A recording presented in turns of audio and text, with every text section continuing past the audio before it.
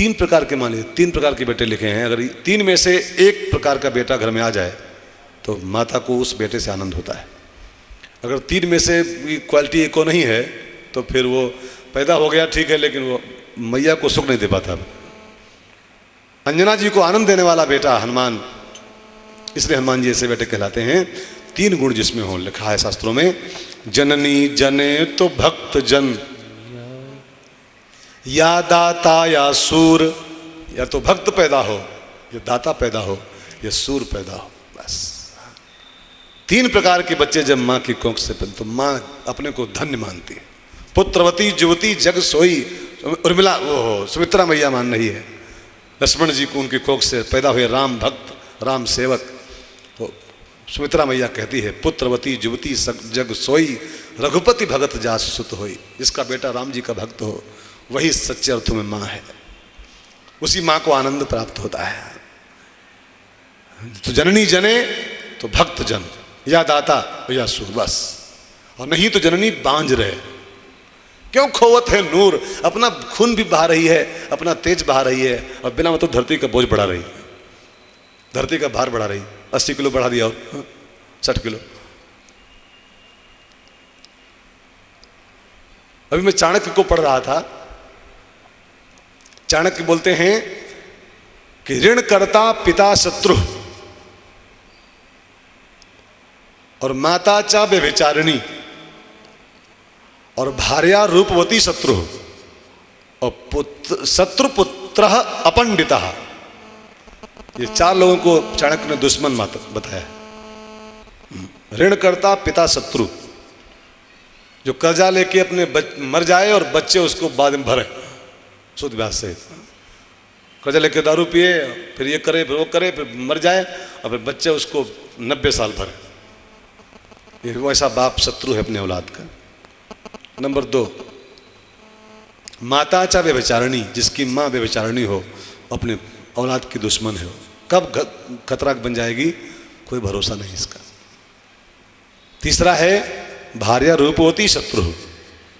अब राम चाणक्य किस भाव से लिख रहा है खबर नहीं है, लेकिन वो बोलता है जिसकी स्त्री बहुत रूपवती हो, बहुत सुंदर हो। तो किस मूड में लिखे हैं अब खबर नहीं है, उस गहराई तक हम लोग नहीं पहुंच पा रहे हैं, वो अलग बात है। लेकिन लिखते हैं चाणक्य जी कि जिसकी पत्नी बहुत रूपवान हो उसकी दुश्मन है पति की। क्यों लिखा खबर नहीं, आप लोग चाणक्य से फोन कीजिएगा। और पुत्र शत्रु अपंडिता, अगर पुत्र नालायक है, अपंडित है, अपंडित, तो अपने औलाद अपने माता पिता का दुश्मन है, वो कोढ़ है जीवन में।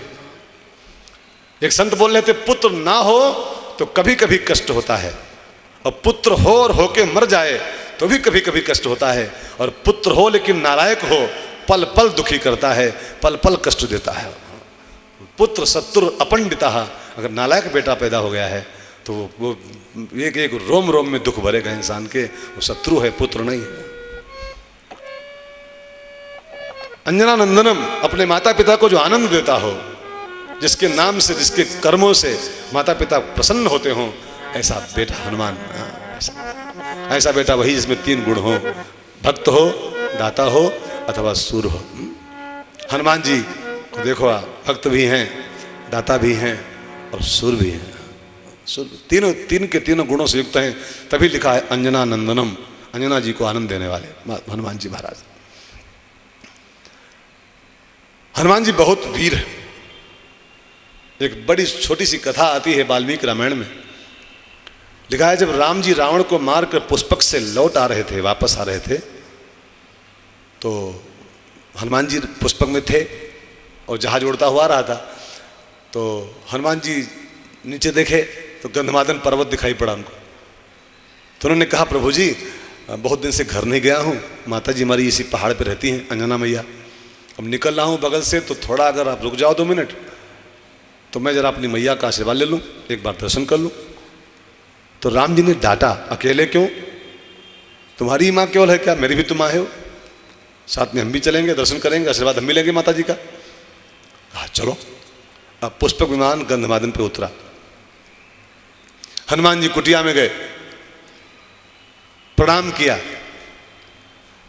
और प्रणाम करके जब अंजना माँ ने पूछा कि बेटा कैसे आ गए अचानक, कहाँ से आना हुआ, तो हनुमान जी ने पूरा समाचार सुनाया कि ऐसा ऐसा हुआ, जानकी जी का हरण हुआ, फिर सेना बनी, फिर पुल बना, फिर ये हुआ, फिर पूरी घटनाक्रम सुनाई।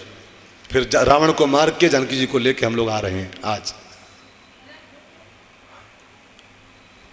और जब पूरी घटना सुनाई तो अंजना मैया हाय हाय कर उठी, हनुमान जी को डांटने लगी। हो डांटते हुए बोली, माता अंजनी ने कहा, हाय हनुमान तूने भैरव पिया है दूध व्यर्थ ही हमारा है। तूने मेरा दूध पी के बेकार कर दिया उस दूध को। तूने माता अंजनी ने कहा, हाय हनुमान तूने भैरव पिया है दूध व्यर्थ ही हमारा है। ला न सका सीता को अकेले ही जीत रावण से, ला न सका सीता को अकेले जीत रावण से। राम को उठाना पड़ा हाय कष्ट सारा है। राम जी को ये 14 साल खाक छाननी पड़ी जानकी जी को लाने के लिए, तो रावण को मार के अकेले क्यों नहीं लाया जानकी जी को वापस। राम जी को इतना कष्ट दिया तूने, मेरे दूध को तूने लजा दिया। मेरा दूध पीने वाला बच्चा ऐसा कायर होगा, लानत तुझको तेरी वीरता को। और जब बहुत लताड़े माता जी ना, तो लक्ष्मण जी को शंका हुई कि ये माता जी अपने दूध की बड़ी चर्चा क्या कर रही, कि दूध का कोई बानबीटा मिला हुआ है क्या। तो जब देखा लक्ष्मण जी के भाव को कि कुछ शंका कर रहा है मेरे दूध पर, तब उस मैया ने क्या किया कि राम जी मेरे दूध की ताकत देखना है, दोनों भाई देखो। देखो राम पुत्र ने पिया है यह दूध माने, देखो राम पुत्र ने पिया है यह दूध और माने। मारी शैल ऊपर पयोधर की धारा है। एक चट्टान थी सामने और मैया ने उसी चट्टान पे अपने दूध की धार छोड़ी। मारी शैल ऊपर पयोधर की धारा है। छार हुए पत्थर और पहाड़ में दरार हुए, छार हुए पत्थर और पहाड़ में दरार हुए। धन्य धन्य अंजनी माँ दूध तो तुम्हारा है, धन्य धन्य अंजनी माँ दूध ये तुम्हारा है। जिसकी धार पहाड़ को फाड़ सकती है मैया, इस दूध को पी के कोई महावीर बन जाए तो कौन बड़ी बात है। अंजनानंदनम वीरम, अंजना मैया का दूध पीने के कारण ये वीर हनुमान, वीर वीर हनुमान अति बलवाना, वीर हनुमाना अति बलवाना। राम राम रसियो रे, प्रभु मन बसियो रे। राम राम रसियो रे, प्रभु मन बसियो रे। वीर हनुमाना अति बलवाना, वीर हनुमाना अति बलवाना। राम राम रसियो रे, प्रभु मन बसियो रे। कोख से एक वीर का जन्म 100 कायरों के जन्म से श्रेष्ठ होता है। 100 कायर बेटे पैदा हो, उससे बढ़िया एक वीर बेटा पैदा हो जाए, 100 से श्रेष्ठ बनेगा। माता की प्रसन्नता का कारण बनता है वीर पुत्र, वीर। दूसरा कारण होता है भक्त पुत्र। जिस बेटे में राम भक्ति हो, ऐसा बेटा राम जी अपनी मैया और पिताजी के आनंद का कारण बनता है। जिस माँ का बेटा राम भक्त हो, जानते हैं क्यों ऐसा लिखा है कि जिस माँ का बेटा राम की सेवा करता है, राम की भक्ति करता है ना, तो बेटे के साथ साथ वो माँ भी धन्य हो जाती है। करेगा बेटा और धन्य माँ होगी। जैसे शंकर जी पर जो जल चढ़ता है ना, तो शंकर जी पर जल या दूध चढ़ाते जब लोग हैं, तो दूध तो धन्य हो ही रहा है, लेकिन जिस बर्तन से चढ़ रहा है, जिस पात्र से वो जल आप चढ़ा रहे हो, वो पात्र भी धन्य होता है। तो जो जिसका बेटा राम भक्त बन जाए, राम का सेवक बन जाए, तो वो तो धन्य हुआ ही, लेकिन जिस पात्र से प्रकट हुआ था वो माता पिता भी, हमारे गुरुदेव कहते हैं धन्या माता पिता धन्यो। उसकी माता धन्य है, उसका पिता धन्य है, जिसके घर में राम का भक्त पैदा होता है। राम भक्त पुत्र अंजना मैया के यहाँ पैदा हुआ। लेकिन एक बात और आप समझना ठीक से प्यारे, राम का भक्त पुत्र अंजना के ही गर्भ से पैदा होता है। जिस शर्त है, सब माताएं राम भक्त पैदा कर पाए संभव नहीं, अंजना के गर्भ से ही पैदा होता है। अब आपको देखना होगा अंजना माने क्या होता है। अंजना शब्द का अर्थ क्या है? तो संतों ने माना है अंजना माने होता है अंजन। अंजन, गुरु पद रज मृद मंजुल अंजन, अंजन ही अंजना है। लेकिन सामान्य अंजन नहीं जो खाली नेत्र विकार दूर करता हो। अंजन का अर्थ होता है ऐसा अंजन जो हमको राम भक्त बना दे, ऐसा अंजन जो राम दर्शन कराने वाला अंजन हो। और वो अंजन होता है शुद्ध बुद्धि। शुद्ध बुद्धि ही वो अंजन है, अंजना है जो राम का दर्शन कराने में सक्षम है। और ऐसे शुद्ध बुद्धि के यहाँ ही हनुमान जैसा राम भक्त पैदा होता है। तो हनुमान जी अंजनी पुत्र हैं, इस चौपाई के इस शब्द का अर्थ है। और अगला शब्द है पवन सुत नामा, रामदूत अतुलित बलधामा, अंजनी पुत्र और पवन सुत नामा। अब ये पवन सुत नामा का हम लोग अर्थ करें तो पवन के बारे में आप सब जानते हो बहनों भाइयों कि पवन ऐसे देवता हैं और देवता हैं जो सेवा करते हैं तो सामने आके करते हैं। जैसे सूर्य देवता हैं, सेवा कर रहे हैं जगत की लेकिन दर्शन भी दे रहे हैं। चंद्रमा देवता सेवा कर रहे हैं, दर्शन भी दे रहे हैं। जल देवता सेवा कर रहे हैं लेकिन दर्शन भी देते हैं कि बादल बादल घिरे, बूंदे गिरी, दिखाई भी पड़ते हैं। लेकिन एक देवता ऐसा है पवन देवता जो सेवा तो खूब करता है लेकिन दिखाई नहीं पड़ता है, सामने नहीं आता है, कभी उनका प्रकट रूप नहीं दिखाई। इसको बोलते हैं निष्काम सेवा। निष्काम सेवा करे और सेवा करने वाला दिखाई पड़ जाए, अपने को दिखा दे कि मैं कर रहा हूं, ये निष्काम सेवा नहीं होती। सेवा तो करे लेकिन दिखाई न पड़े, वो होता है निष्काम सेवक। हाँ, सच्ची सेवा वही है कि सेवा करने वाला सामने आए ना, खाली सेवा सामने दिखाई पड़े बस। अब देखिए पवन देवता कहीं दिखाई पड़ते हैं, हो है सीन द विंड, देखा किसने हवा को? ना इधर आई ना रियू, अनुभव किया है, सेवा स्वीकार किया है, प्राण चल रहे हैं उन्हीं कृपा से, सांस चल रही है लेकिन दिखाई नहीं पड़ता किसी को। निष्काम सेवक है पवन देवता। और ऐसे पवन के पुत्र हनुमान जी महाराज जो हमारा प्राण चला रहा है, प्राण तत्व वर्धन कर रहा है पवन, तो प्राण तत्व के देवता हैं हनुमान जी। ये भी प्राण तत्व के रक्षक हैं। जैसे पवन से संसार के प्राण चलते हैं ऐसे हनुमान जी भी प्राण तत्व के देवता हैं। और आप सब जान लीजिए कि इन्होंने रामायण के जो 5 प्राण माने गए हैं, 5, उन 5 प्राणों के रक्षक हनुमान जी। रामायण के 5 प्राण हैं राम कथा के। कौन कौन? लक्ष्मण, भरत, सुग्रीव, सीता, विभीषण। ये राम कथा के 5 प्राण हैं। और आप गहराई से हनुमान जी को अगर सुनो तो आप पाओगे कि रामायण के 5 प्राणों के रक्षक हनुमान जी महाराज। ये ना होते, ये 5 प्राण न होते। ये 5 प्राण न होते तो रामायण निर्जीव होती, लगभग 100 के समान होती, करीब करीब। लाए सजीवन लखन जी आए, हनुमान जी न होते तो कौन लाता बूटी, कौन लाता? भरत जी को समाचार न दिया होता कि राम जी आ रहे हैं, चिंता मत करिएगा, तो भरत जी चिता में कूद गए होते 1-2 घंटे के अंदर। भरत जी को बचाया हनुमान जी ने। सीता मैया बिल्कुल अग्नि खोज रही थी जलने के लिए अशोक वाटिका में, और तब तक हनुमान जी पहुंच गए। रामचंद्र गुण बरनए लागा, रामचंद्र गुण बरनए लागा, सुनते सीता कर दुख भागा, सुनते सीता कर दुख भागा। सुग्रीव तीसरा तत्व, चौथा तत्व है। बाली इसको मार डालता लेकिन तुम उपकार सुग्रीव है कीन्हा, राम मिलाए राजपद दीन्हा, बचाया सुग्रीव को। और 5वां प्राण है विभीषण। घुट घुट के जी रहा था बेचारा, दम तोड़ने वाला था लंका में।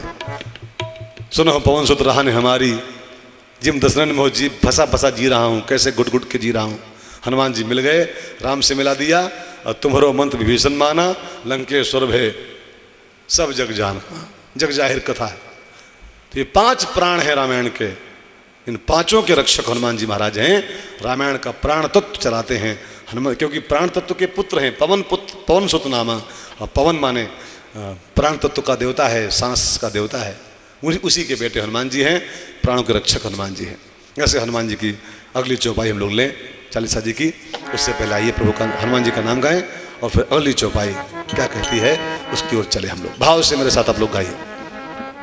जय हो सदा तुम्हारी हनुमान राम रसिया, जय हो सदा तुम्हारी हनुमान राम रसिया, जय हो सदा तुम्हारी हनुमान राम रसिया, जय हो सदा तुम्हारी हनुमान राम रसिया, हनुमान राम रसिया, हनुमान राम रसिया, हनुमान राम रसिया, हनुमान राम रसिया, जय हो सदा तुम्हारी हनुमान राम रसिया, जय हो सदा तुम्हारी हनुमान राम रसिया, जय हो सदा तुम्हारी हनुमान राम रसिया, जय हो सदा तुम्हारी हनुमान राम रसिया। तुम राम के पुजारी दीनों के हो हितकारी, तुम राम के पुजारी दीनों के हो हितकारी, तुम राम के पुजारी दीनों के हो हितकारी, तुम राम के पुजारी दीनों के हो हितकारी, मैं शरण में तुम्हारी हनुमान राम रसिया, मैं शरण में तुम्हारी हनुमान राम रसिया, जय हो सदा तुम्हारी हनुमान राम रसिया, जय हो सदा तुम्हारी हनुमान राम रसिया। तुमने जलाई लंका सिय की मिटाई शंका, तुमने जलाई लंका सिय की मिटाई शंका, तुमने जलाई लंका सिय की मिटाई शंका, तुमने जलाई लंका सिय की मिटाई शंका, जग में बजाई डंका हनुमान राम रसिया, जग में बजाई लंका हनुमान राम रसिया, जय हो सदा तुम्हारी हनुमान राम रसिया, जय हो सदा तुम्हारी हनुमान राम रसिया।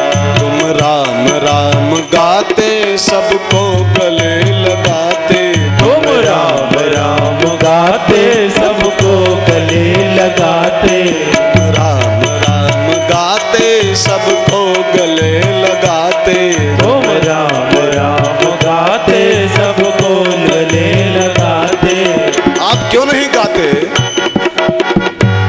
तुम राम राम गाते सबको गले लगाते, तुम राम राम गाते सबको गले लगाते, राम से मिलाते हनुमान राम रसिया, प्रभु राम से मिलाते हनुमान राम रसिया, जय हो सदा तुम्हारी हनुमान राम रसिया, जय हो सदा तुम्हारी हनुमान राम रसिया।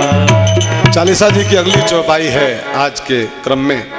महावीर विक्रम बजरंगी, महावीर विक्रम बजरंगी, कुमति निवार सुमति के संगी, कुमति निवार सुमति के संगी। हनुमान जी का इस चौपाई में नाम आया है महावीर। महावीर, ये महावीर शब्द बहुत उच्च स्तर का शब्द है, सामान्य शब्द नहीं है, ऊंचा शब्द महावीर। राम कथा में राम जी को रघुवीर तो कहा गया है, लेकिन राम जी को भी कहीं पर महावीर नहीं कहा गया, रघुवीर तो कहा गया, लेकिन महावीर तो हनुमान जी केवल हैं।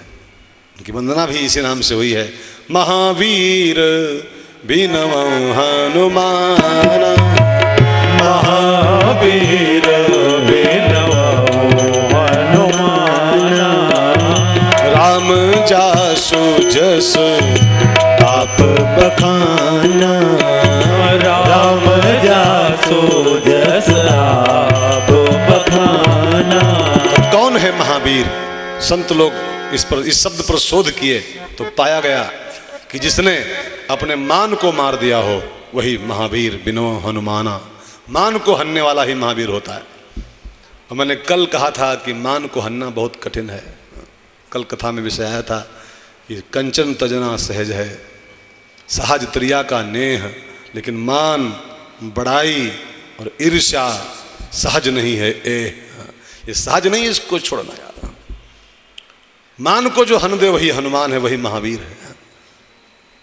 ये यूं कह लो कि जिसका यशगान स्वयं राम जी गाएं वो महावीर, जिसका यशगान सामान्य लोग गाएं, जनरल लोग गाएं वो सामान्य वीर, और जिसका यशगान स्वयं राम जी गाएं, राम जास जैसा बखाना सो महावीर बिनो हनुमाना, राम जी इसका गुणगान गाएं।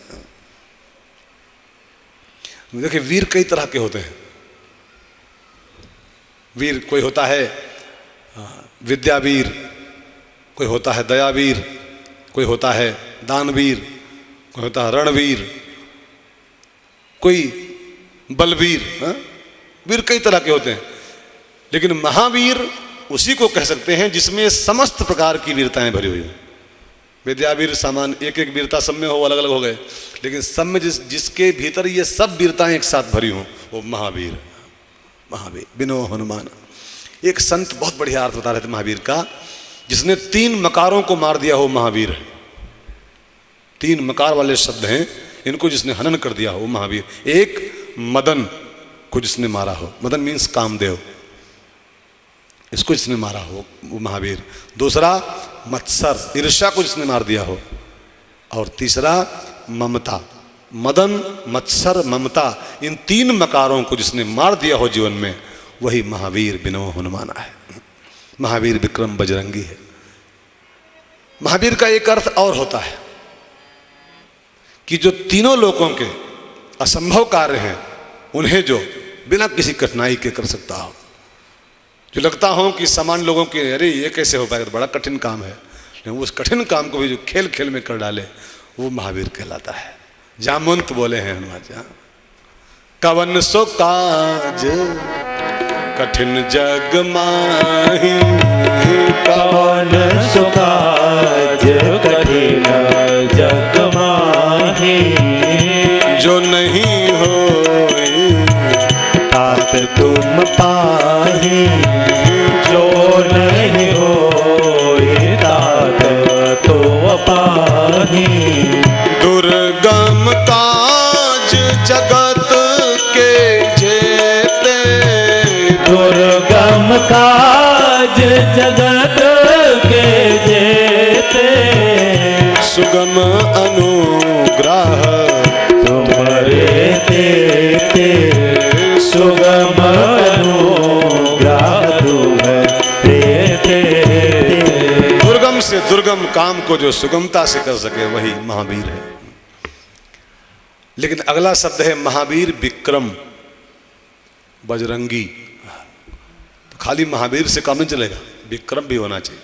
विक्रम माने होता है पराक्रमी, बलवान हो, वीरता हो, लेकिन मौका पड़ने पर भाग लेता हो, वो काहे का वीर। ताकत खूब हो, हिम्मत खूब हो, वीरता भी खूब, लेकिन मौका पड़े तो दुम दबा ले, उसकी वीरता 2 कौड़ी की है यार। विक्रम माने होता है मुकाबला करने वाला, पराक्रम करने वाला, कि समय आने पर भागे ना, वीरता का प्रयोग करे, वो महावीर विक्रम कहलाता है। अब कल्पना कीजिए कोई किसी पत्नी का पति हो और खूब ताकती हो और पत्नी को खूब प्यार भी करता हो, हर एनिवर्सरी पर उसको साड़ी लाता हो, चैन लाता हो, लेकिन जाए घूमने पार्क और वहाँ एक गुंडा तमंचा दिखा दे और बीवी को छेड़े और तमंचा हाथ में लेके छेड़े, और पति सब कुछ हो, प्यार भी करता हो, साड़ी भी लाता हो, ताकतवर भी हो, वीर भी हो, लेकिन गुंडा जब सामने आए तो भाग ले वहाँ पार्क में छोड़ के पत्नी को, तो क्या कहा जाएगा कि महावीर तो है लेकिन विक्रम नहीं। हनुमान जी महावीर विक्रम हैं, इसका माने है महावीर तो हैं लेकिन वो उनके अंदर मुकाबला करने की क्षमता भी है दुष्प्रवृत्तियों से। महावीर विक्रम बजरंगी। अब बजरंगी माने होता है जिसके अंग वज्र के समान मजबूत हों, एक एक अंग उसका वज्र के समान, वज्रांग, बजरंगी का अर्थ होता है वज्र के समान देह वाला। अब कथा पढ़िए, लिखा है कि जब इंद्र ने हनुमान जी को वज्र मारा, अपना वज्र, तो हनुमान जी की थोड़ी दाढ़ी टूट गई भले, नाड़ी में लग गया, टूट गई। लेकिन लिखा है वाल्मीकि में कि इंद्र का वज्र बिल्कुल खंड खंड हो गया था। छोटी चोट हनुमान जी को आई जरूर, लेकिन इंद्र का वज्र कुंठित हो गया था, उसकी धार पूरी खराब हो गई थी हनुमान जी की देह में लगने के कारण। इतना मजबूत देह हनुमान जी की है। विक्रम बजरंगी। अगली जो लाइन है बड़ी प्यारी है, इसकी आधी लाइन, कुमति निवार महावीर विक्रम बजरंगी, महावीर विक्रम बजरंगी, कुमति निवार सुमति के संगी, कुमति निवार सुमति के संगी। हनुमान जी कुमति के निवारक हैं और सुमति के संगी हैं। अब ये कुमति सुमति क्या होती? तो रामायण में लिखा है ये कहीं किसी पर्टिकुलर के पास नहीं होती, सबके भीतर होती है। गोस्वामी जी कहते हैं सुमति कुमति सबके उर रहाई। ये किसी एक में हो ऐसा नहीं है, सबके उर रहाई।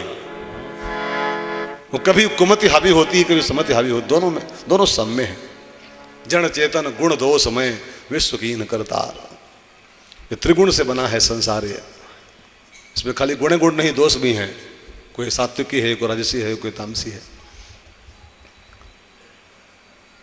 तो सुमति कुमति सबके उर रहाई, नाथ पुराण निगम अस कहाई।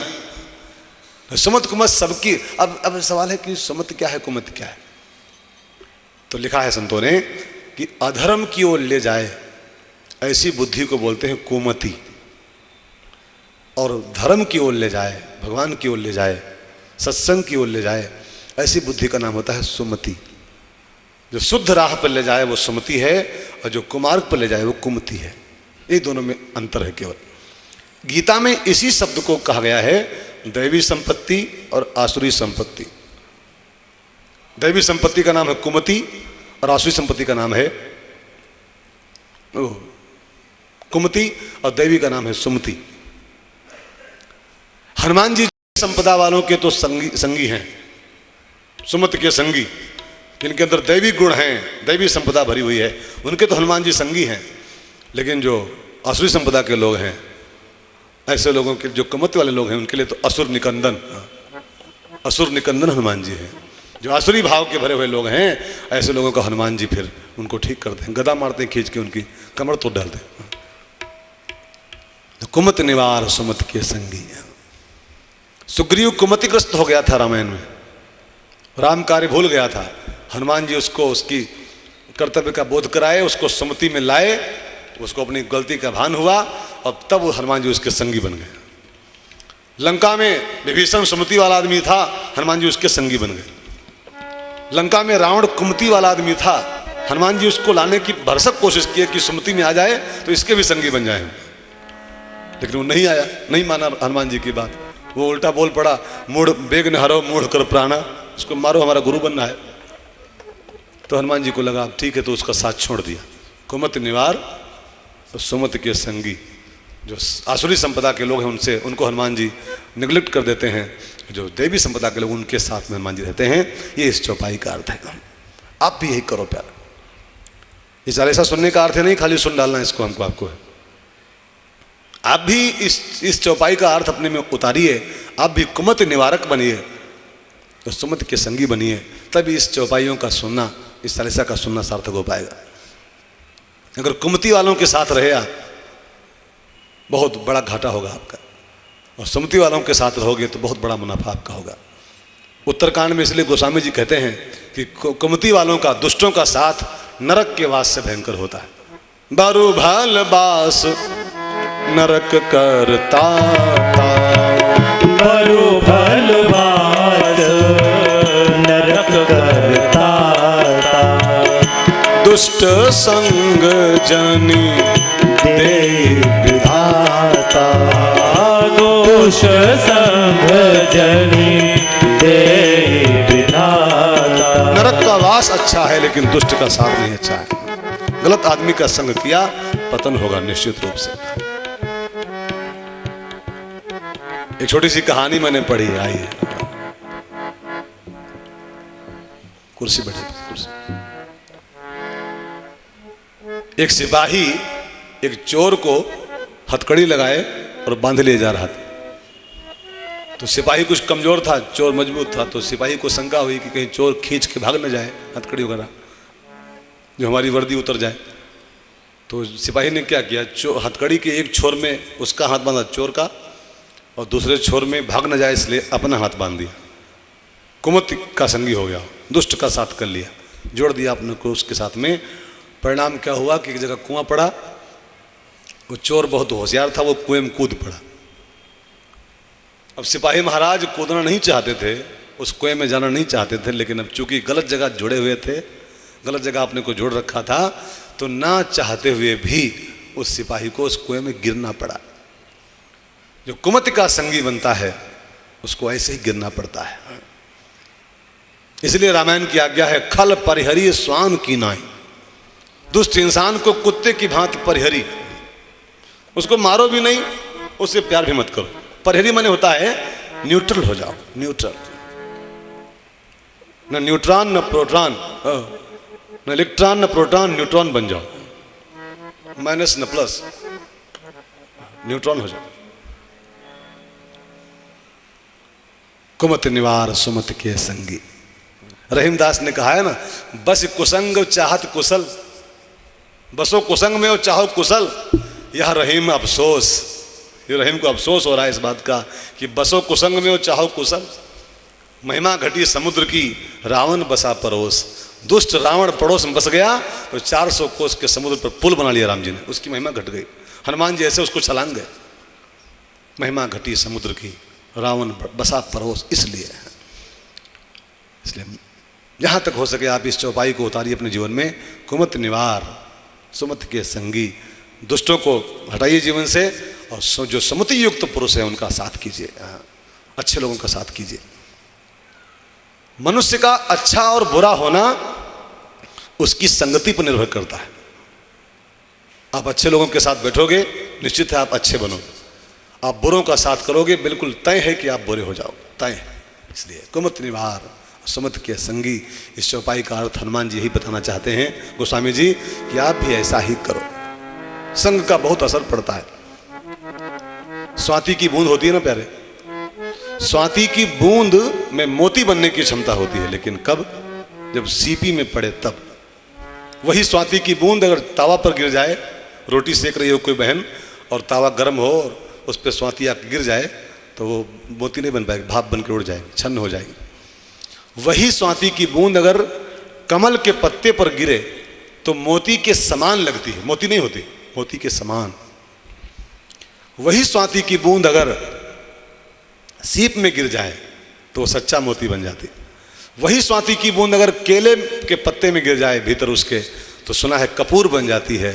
और वही स्वाति की बूंद अगर सांप के मुंह में आ जाए, कोई सांप मुंह फैलाए बैठा हो, उसमें गिर जाए तो हलाहल जहर बन जाती। अब स्वाति एक और परिणाम अनेक। ये संगत का प्रभाव देखिए, तावा पर गिरी छन्न हो गई, सीप में गिरी मोती बन गई। तो कहाँ अपने को हम गिरा रहे हैं, कहाँ अपने को हम ले जा रहे हैं, इस पर बहुत कुछ डिपेंड करता है प्यारे। संगत का बड़ा असर होता है। हनुमान जी कुमति को दूर करते हैं और सुमति के संगी बनते हैं। क्यों? क्योंकि हनुमान जी संत हैं, और मैं कहूँ प्रत्येक संत को ही करना चाहिए। हिंदुस्तान के प्रत्येक संत कुमति निवारण करे और सुमति का संगी बने। आप देखिए परशुराम जी को, परशुराम जी संत हैं। और गणेश जी के बारे में जानते हो आप लोग, गणेश जी के पहले 2 दांत होते थे। गणेश जी के पहले 2 दांत थे, एक दंत बाद में हुए, 2 दंत पहले थे।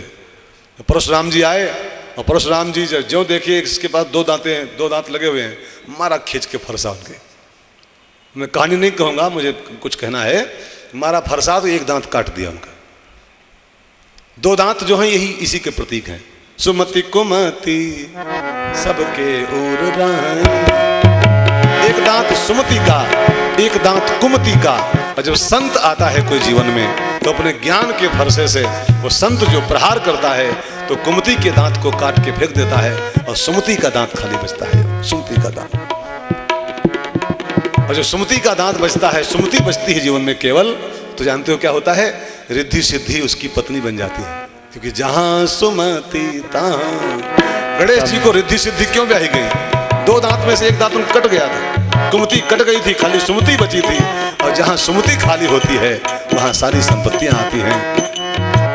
जहां सुमति तहाँ संपत्ति नाना, जहां कुमति तहां विपत्ति निदाना। जहां सुमति है वही संपत्ति है, समृद्धि है। और बहुत ध्यान देना भाई बहनों, कोई भी संत सीधे समृद्धि नहीं दे सकता है। समृद्धि देते हैं संत, लेकिन उसको देने का उनका रास्ता दूसरा है। सीधी समृद्धि प्राप्त भी नहीं होती। संत के पास जब आप जाओगे तो संत पहले आपको शुद्धि देगा, कुमति काट देगा आपकी, खाली सुमति का दांत बचेगा, तो रिद्धि सिद्धि आपको अपने आप प्राप्त हो जाएंगी। जहां सुमति तहां संपत्ति नाना। एक सेठ जी थे, रात में सो रहे थे तो सपना देखा। लक्ष्मी जी सपने में आई और सेठ से बोली, सेठ जी तुम्हारे कुछ पुण्य खत्म होने वाले हैं और मैं तुम्हारा साथ छोड़ के जाने वाली हूँ। तुम्हारे दिन आगामी खराब आ गए, मैं तुम्हारा साथ छोड़ के जाने वाली हूँ। लेकिन तुमने मेरी बड़ी पूजा किया है, सदा सहाय खूब लिखा है, जय लक्ष्मी माता खूब आरती उतारी है। तो मैं ऐसा करती हूँ, जाने के पहले मैं चाहती हूँ तुम मुझसे एक वरदान मांग लो, फिर मैं जाऊँ तुमको छोड़ के। दिन तुम्हारे खराब आ गए, एक चीज मांग लो फिर मैं जाऊँ। तो सेठ ने कहा, माता जी एक काम करो, एक दिन का मौका दो हमको, अब लास्ट चांस है यही। अब बिना घर वालों की राय के कैसे मांग लूँ, वालों को घर वाले कुछ अच्छा सलाह दे दें। तो कल सवेरा हो जाए, मैं अपने पत्नी से, अपने बच्चों से, बहू से सबसे राय ले लूँ क्या वरदान मांगना है, और कल रात में एक बार फिर आप कष्ट करना मेरे लिए, अगर खुश हो तो, और कल मांगूंगा सबकी राय से वरदान। लक्ष्मी चली गई, कहा ठीक है एक दिन और सही, कल आऊँगी रात में, लेकिन कल मांग लेना 10 कुंटल सोना एकदम मांग लो, खूब चकाचक जिंदगी पार हो जाएगी। बड़ा बेटा बोला, नहीं बाबूजी सोना कभी कभी पड़ जाएगा, छापा इतना ढेर पड़ेगा तो ठीक नहीं है। ऐसा करो तुम 5 अरब रुपया मांग लो, 5 अरब, खाली ब्याज हम खाएंगे बैठे बैठे। बड़ी बहू कुछ और बोली, छोटी बहू कुछ और, लेकिन छोटी बहू जो थी उस सेठ की, वो सत्संगी महिला थी। जब उससे राय लिया कि बहू ये बोल रही सोना मांग लो, बोले रुपया मांग लो, तुम बताओ तो क्या मांगू मैं। तो सत्संगी महिला थी, उसने जो कहा, बाबूजी ये सब चीज़ें नाशवंत है, सोना आज पाओगे कल जा सकता है, रुपया आज आएगा कल ख़त्म हो सकता है, क्षणभंगुर है, नाशवंत है। तो मैं कहूँ मांग लो, क्या कहा, उनसे मांगना कि माँ मेरे घर में सुमति बनी रहे, बस इतना मांग लेना। अब छोटे बहू से वो बहुत खुश रहता था सेठ जी, उसने उसी की बात पकड़ लिया, यही मांगूंगा। अगली रात आई, सोया, सपने में लक्ष्मी जी फिर आई, सेठ जी कुछ तय किया, बोलो क्या मांगना है। कहा, माता जी हम चाहते हैं कि हमारे घर में सुमति व्याप्त रहे, बस सुमति बनी रहे सबके बीच में, इतना ही चाहिए। तो माता लक्ष्मी जी बहुत खुश हुई, कहा बेटा अब मैं कहीं नहीं जाऊंगी। कहा क्या मतलब, तुम्हारा तो टाइम पूरा हो गया था। कहा टाइम पूरा हो गया, हमने उसको रिन्यूअल करा लिया टाइम को फिर से, अब मैं कहीं नहीं जाऊंगी। कहा क्यों। कहा इसलिए कि जहाँ सुमति होती है मैं वही निवास करती हूँ, जहाँ सुमति तहाँ, मैं वहाँ से फिर जा ही नहीं सकती हूँ उस घर से जिस घर में सुमति व्याप्त हो जाए। जहाँ सुमति तहाँ संपत्ति नाना, जहाँ सुमति तहाँ विपत्ति निदाना। हम लोग आरती गाते हैं तो आरती में जो पहली लाइन है वो गाते हैं सुख संपत्ति घर आवे, और आखिरी में गाते हैं श्रद्धा भक्ति बढ़ाओ। कोई बुरा ना माने तो मैं कहूं एक बात, ये क्रम बदल देना चाहिए इंसान को। पहले गाना चाहिए श्रद्धा भक्ति बढ़ाओ, उसके बाद गाना चाहिए सुख संपत्ति घर आवे। अगर श्रद्धा भक्ति के बिना संपत्ति घर में अगर आ भी जाए ना प्यारे, श्रद्धा ना हो, भक्ति ना हो, सुमति ना हो और संपत्ति आ भी जाए, तो ऐसी संपत्ति से इंसान रावण बन जाता है। तो पहले हमारे भीतर श्रद्धा भक्ति बढ़ाओ, विषय विकार मिटाओ, पाप का है पाप हरो देवा, श्रद्धा भक्ति बढ़ाओ, संतन की सेवा, पहले ये आए उसके बाद सुख संपत्ति आए, तो ये क्रम ठीक है। और सुख संपत्ति पहले आए और भक्ति उक्ति जाए तो फिर वो संपत्ति भी इंसान को ले डूबेगी यार। सुमति युक्त संपत्ति हो, इसलिए श्रद्धा भक्ति सुमति से पहले, सुख संपत्ति श्रद्धा भक्ति के पीछे होनी चाहिए। ये क्रम सीधा क्रम है। तो हनुमान जी की ये चौपाई सिद्ध करती है कि सुकुमति निवार सुमति के संगी, महावीर विक्रम बजरंगी। महावीर विक्रम बजरंगी, कुमति निवार सुमति के संगी, कुमति निवार सुमति के संगी। कंचन बरन विराज सुवेशा, कंचन भरन विराज सुवेशा, कानन कुंडल कुंचित केशा, कानन कुंडल कुंचित केशा। इस चौपाई में हनुमान जी के रूप का वर्णन किया गया। हनुमान जी कैसे हैं? कंचन वरन, हनुमान जी का जो कलर है, रंग कंचन वरन, सोने जैसा रंग है तेरा। कंचन वरन विराज सुवेशा, सुंदर वेश हनुमान जी महाराज का है। स्वर्ण शैलाभदे हम, स्वर्ण का पर्वत हो ऐसा हनुमान जी का देह है, स्वर्ण शैलाभदे हम। लेकिन आप सब जानते हैं कि खासकर हमारे उमेश भैया जानते होंगे, उमेश भैया ज़्यादा बढ़िया से, कि स्वर्ण जब अग्नि में तपता है तब उसकी चमक ज़्यादा बढ़ती है। बिना तपे सोने की चमक नहीं आती है। सोना भी एक धातु है, उसको चमकाने के लिए उसको तपाना पड़ता है भट्ठी में खूब कस के। जब तपता है तब सोने में निखार आता है, तब उसमें चमक आती है।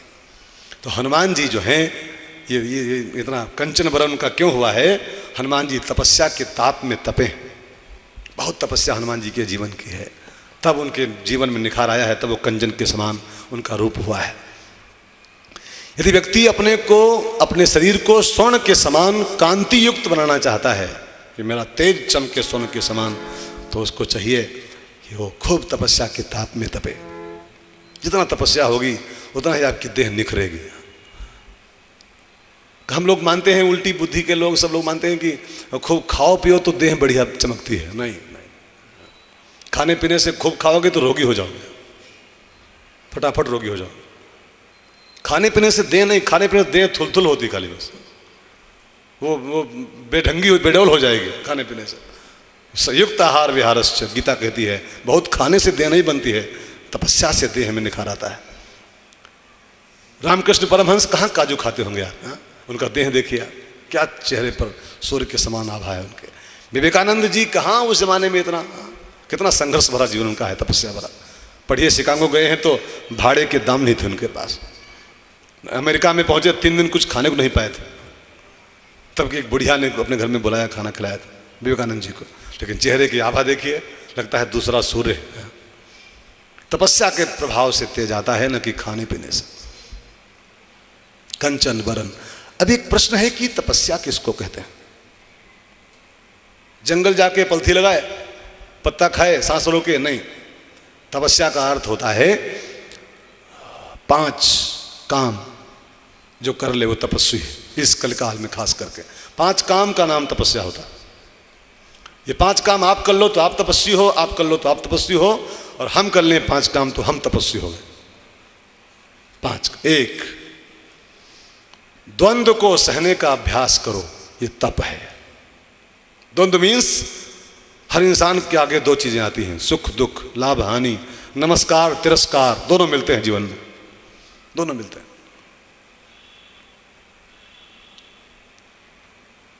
दोनों में अपने को सम रखे, सर्दी गर्मी थोड़ा सहना सीखे, इसी का नाम होता है तप। द्वंद्व को सहने का नाम तप होता है। दूसरा तपस्या का प्रकार है विकारों के वेग को रोकना, भी तप है एक प्रकार का। काम, क्रोध, ईर्ष्या, लोभ, इन सब का जब ज्वार उठे जीवन में, काम उबले, ईर्ष्या भड़के जीवन में, क्रोध भड़के जीवन में, और जब इनमें ज्वार उबार आए तो इसके उबाल को रोकने का नाम भी एक प्रकार से तप होता है। काम पनपे, उस काम को भजन के द्वारा शांत किया जाए। क्रोध बढ़े, उस क्रोध को भजन के द्वारा शांत किया जाए। लोभ बढ़े, उसके ज्वार को रोका जाए, इस विकारों के वेग को रोकने का भी नाम होता है तप। इस कलिकाल शांत होकर उसके वेग को रोको, तप है। तीसरा प्रकार है किसी की उन्नति को देखकर ईर्ष्या को रोकना भी एक प्रकार का तप होता है। कोई आगे बढ़ रहा हो, उसको देख के जलन पैदा होने लगे अंदर से, उस जलन की ज्वाला को शांत किया जाए, ये भी एक तप है। और आजकल खूब पनपी हुई है, खूब पनपी। इसको हमारे रामायण के उत्तरकांड में भीतर का टीबी माना गया है, अंदर का टीबी है। पर सुख देखी जरन सोच, पर सुख देखी जरन सोच, कुष्ट दुष्टता मन को टिलाई, कुष्ट दुष्टता मन को टिलाई। पर सुख देख जरन सो छई, अंदर का टीबी है पर सुख देख जरन होना। अब बाहर का टीवी तो आजकल कंट्रोल हो गया, डॉट्स खा के लोगों ने उसको कंट्रोल कर लिया, लेकिन अंदर का टीवी खूब पनप रहा है यार, खूब पनप रहा है। दूसरे के सुख को देख के जलन पैदा हो, उसको वहीं थाम लिया जाए, ये तपस्या है। चौथी तपस्या है जितना हो सके कम बोलना, भी एक तपस्या मानी गई। जितना आपसे हो सके कम से कम शब्दों में अपना काम चलाओ। वाणी का दुरुपयोग करने वाला तपस्वी नहीं हो सकता है। भले वो आगे बार के तापता हो, भले वो इतने पानी में खड़े होकर राम राम करता हो, माला करता हो, लेकिन जो बहुत बोलता है वो तपस्वी नहीं। कम से कम बोले वो तपस्वी। वाणी का दुरुपयोग करता है वो परमात्मा का अपराधी। पांचवा प्रकार है सेवा और भजन। जितना आपसे हो सके सेवा करिए शरीर से दूसरों की, और भगवान का भजन करिए, ये भी इस कलिकाल का तप है।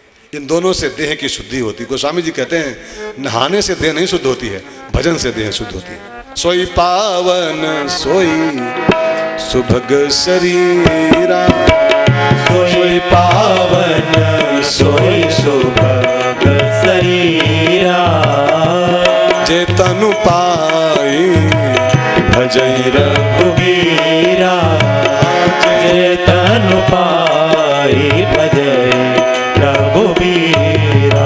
पांच काम तपस्या हैं। इस तपस्या के ताप में जो दपे उसके जीवन में निखार आता है। सुरखरू होता है इंसान, सुरखरू में न निखरा हुआ, चमचमाता हुआ।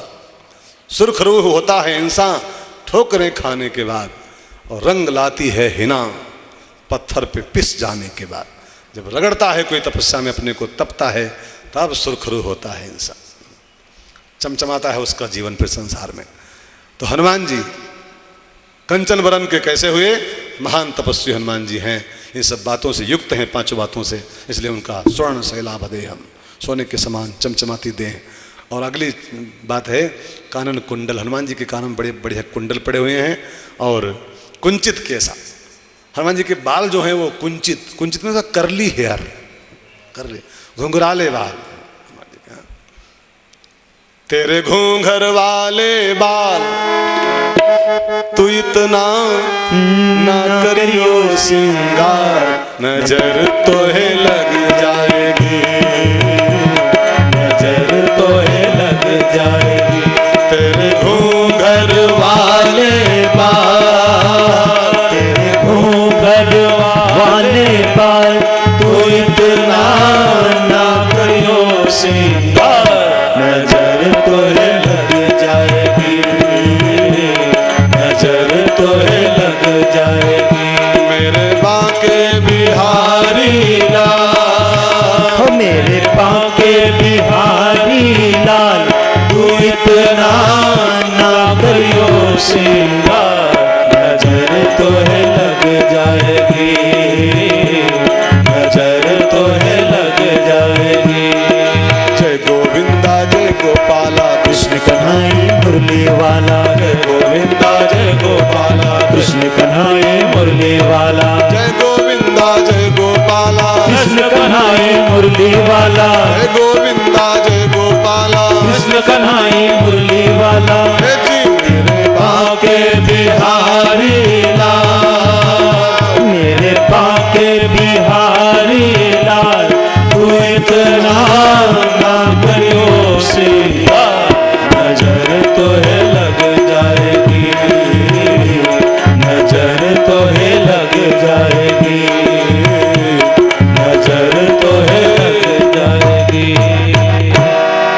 कांचन वरन विराज सुवेशा, कानन कुंडल और कुंचित केसा। अगली चौपाई बड़ी प्यारी है। हाथ वज्र अरु ध्वजा विराजे, हाथ वज्र अरु ध्वजा विराजे, कांधे मूंज जनेऊ साजे, कांधे मूंज जनेऊ साजे। अब देखिए वज्र इंद्र के हाथ में है, हनुमान जी के हाथ में गदा है, वज्र नहीं है। किसी पुराण में लिखा नहीं कि हनुमान जी वज्र धारण करते हैं। हनुमान जी गदा वाले बाबा हैं, न कि वज्र वाले। वज्र तो इंद्र है। फिर यहां पर बाबा क्यों लिखते हैं हाथ वज्र? गदा को वज्र कह रहे हैं। वज्र अलग शस्त्र है, गदा अलग शस्त्र है। तो वज्र माने होता है ज्योतिष शास्त्र के मुताबिक एक वज्र रेखा हाथ में होती है, वज्र रेखा। राम जी के हाथों में ये रेखा थी, ऐसा मैंने संतोष सुना है कि राम जी के हाथों में ये रेखा वज्र रेखा थी। श्रेष्ठ पुरुषों के हाथ में रेखा होती है, जिनके हाथों से कुछ अच्छे अच्छे काम होने होते हैं, भगवान उनके हाथ में एक रेखा बनाते हैं, वज्र रेखा। वज्र रेखा भक्तों को सज्जनों की रक्षा करने में सहायक होती है। सज्जनों की रक्षा में काम आता है वो हाथ जिसके हाथ में वज्र रेखा होती है। हाथ वज्र और ध्वजा विराजे। अब ध्वजा का अर्थ क्या होता है? ध्वजा मीन्स झंडा, ठीक है ना। तो हनुमान जी हाथ में झंडा पकड़े, ध्वजा पकड़े हुए हैं। वज्र और ध्वजा, वज्र माने रेखा, वो सेवा की रेखा, रक्षा की रेखा जिसके हाथ में हो, वज्र रेखा कहलाती है। और ध्वजा माने होता झंडा। लेकिन यहां पर ध्वजा का अर्थ झंडा मत करिएगा। ध्वजा का अर्थ होता है सत्य। रामायण के लंका कांड में पढ़िए आप, वहां जब धर्मरथ आया है, धर्मरथ की व्याख्या में भगवान राम जब विभीषण को सुनाते हैं धर्मरथ की व्याख्या, तो बताते हैं कि सत्यशील दृढ़ ध्वजा पताका, सत्यशील दृढ़ ध्वजा पताका, सत्यशील दृढ़ ध्वजा पताका, सौरज धीरज तेहि रथ चाका, सौरज धीरज तेहि रथ चाका, सत्यशील दृढ़ ध्वजा पताका, सत्यशील दृढ़ ध्वजा पताका। सत्य ध्वजा है और शील पताका है। तो यहाँ हाथ वज्र और ध्वजा का अर्थ हुआ जिसके हाथ में सत्य हो, सत्य को जो पकड़े हुए हो अपने हाथ में, सत्य हाथ में हो और सत्य साथ में जिसके हो। और सत्य साथ में हो तो सत्य मार्ग दिखाता है इंसान को, क्योंकि सत्य का एक अर्थ सचिव भी होता है। सचिव सत्य, सत्य साथ में हो तो ऐसा बढ़िया आपका मार्गदर्शन करेगा सत्य, कि आपका कभी पतन की ओर कदम ही नहीं उठेगा। तो सचिव सत्य है, उसको साथ में रखिए अपने। हाथ वज्र ध्वजा विराजे। और सत्य का सचिव साथ में रहे तो सर्वत्र विजय मिलती है, ऐसा शास्त्रों की स्पष्ट आज्ञा है। सत्यमेव जयते, जिसके साथ में सत्य है, जिसके हाथ में सत्य की ध्वजा है, वो सर्वत्र विजयी होता है, इसमें दो राय नहीं। जयते। वज्र माने एक अर्थ और इसका होता है। वज्र माने होता है अमिट और ध्वजा माने होता है विजय। विजय तो अमिट और विजय का अर्थ हुआ वज्र ध्वजा। अमिट विजय का प्रतीक है वज्र ध्वजा। अब ये दोनों बातें हनुमान जी के हाथ में हैं, वज्र और ध्वजा। अमिट विजय हनुमान जी के हाथ में है। यदि अमिट विजय पानी है तो हनुमान जी को खूब भजिए, खूब भजिए, अमिट विजय मिलेगी आपको। वज्र और ध्वजा विराजे, उनके हाथ में बातें हैं। जिसे वो लिखा है ना कि धान्य लाभ जीवन मरण ये सब विधियात, ऐसे अगर अमिट विजय पानी है वज्र और ध्वजा तो हनुमान जी के हाथ में ये बातें हैं। उनको भजिए, आपको प्रसाद रूप में देंगे अमिट विजय। अगला शब्द है, और अब आज की आखिरी चौपाई आज की कथा के लिए हम लोग, इसके बाद इस सत्संग सत्र को विराम किया जाएगा, फिर कल शेष आगे बढ़ेंगे। आज की अंतिम चौपाई है, आप गाओ और समझो मेरे साथ। शंकर सुवन केसरी नंदन, शंकर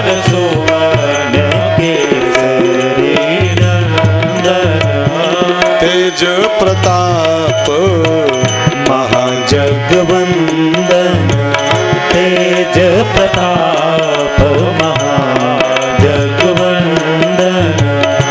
शंकर सुवन केसरी नंदन शंकर सुवन केसरी नंदन तेज प्रताप महाजगवंदन तेज प्रताप महाजगवंदन। अब यहाँ पर लिखा है शंकर सुवन, लेकिन कहीं कहीं मैंने पढ़ा है लिखा है शंकर स्वयं, शंकर स्वयं केसरी नंदन।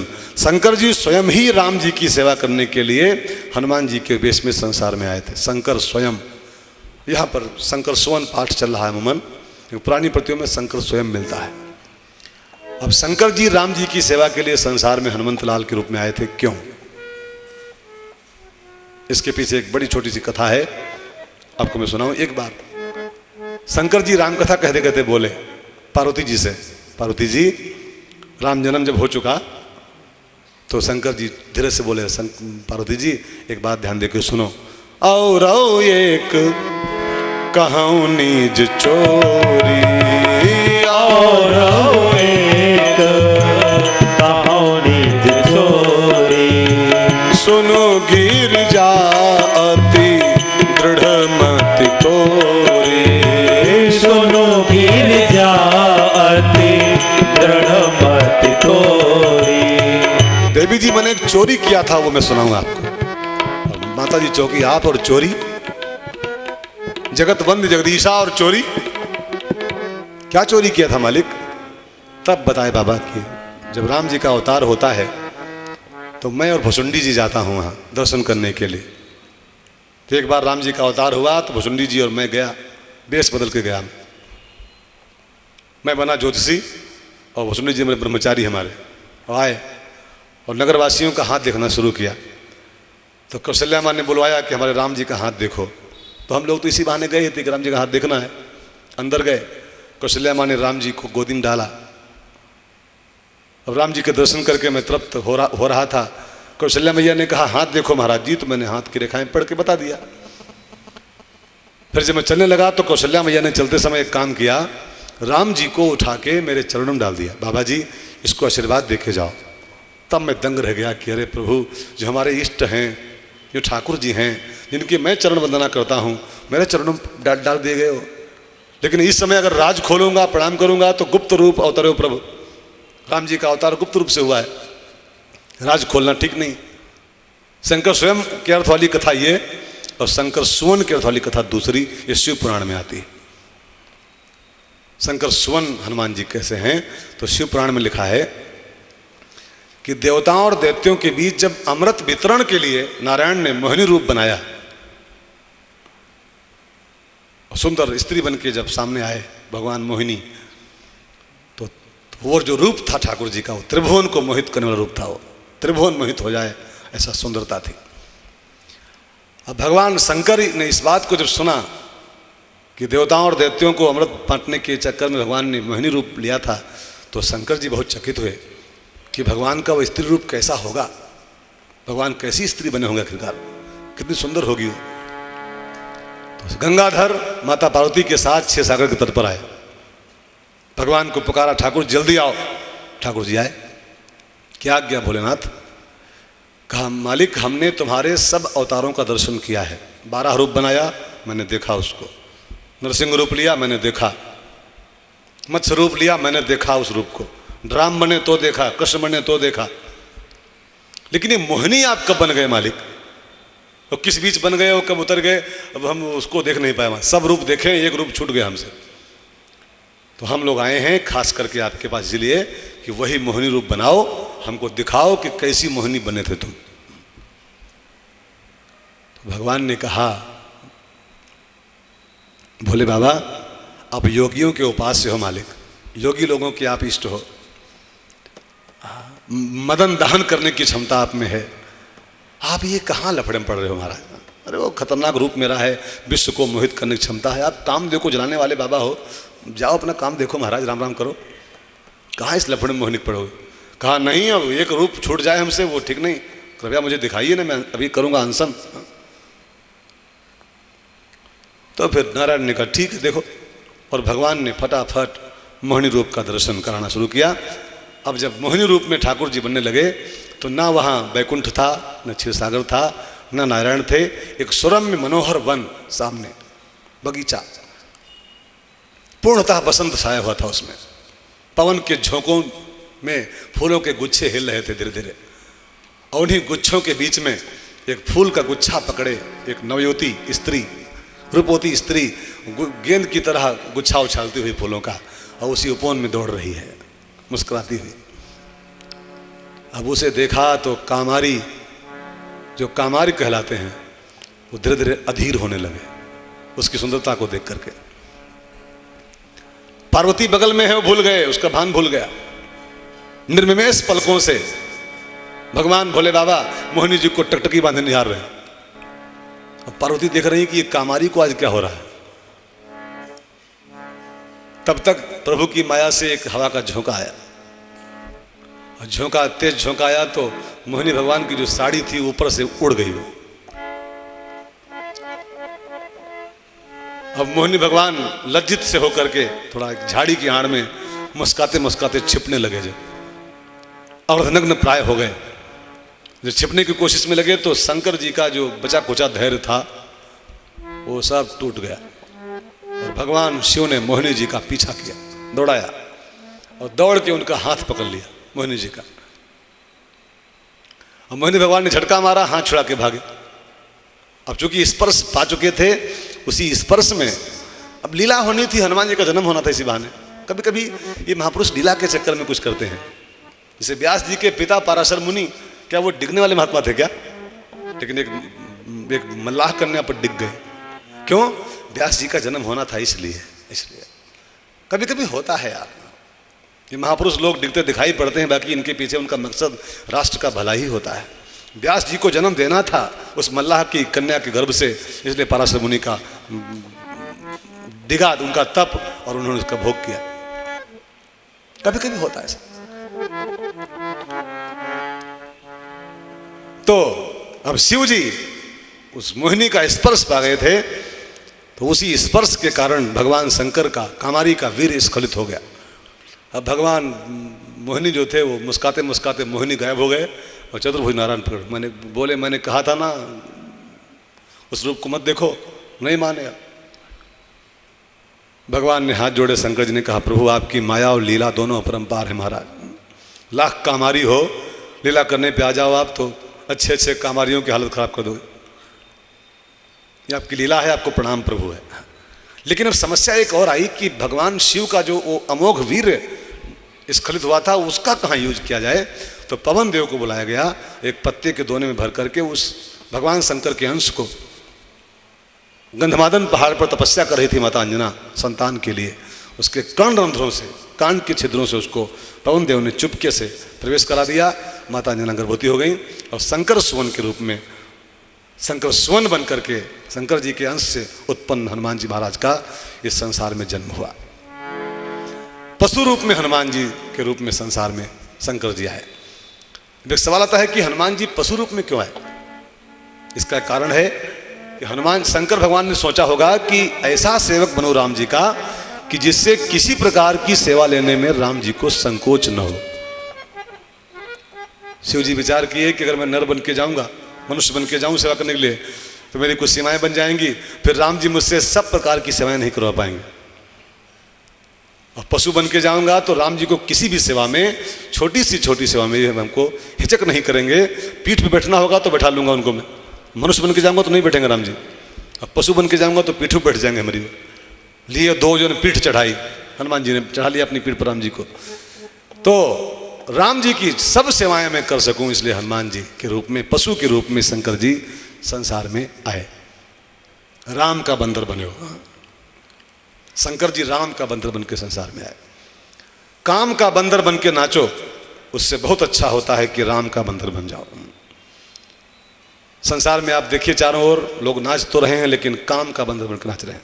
नारी विवश नर सकल गोसाई नारी विभस नर सकल गोसाई नाचही नर मरकट की नाई नाचहि नर मरकट की नाई। नाच तो रहे हैं लोग लेकिन नारी विवश काम के अधीन होकर के नाच रहे हैं।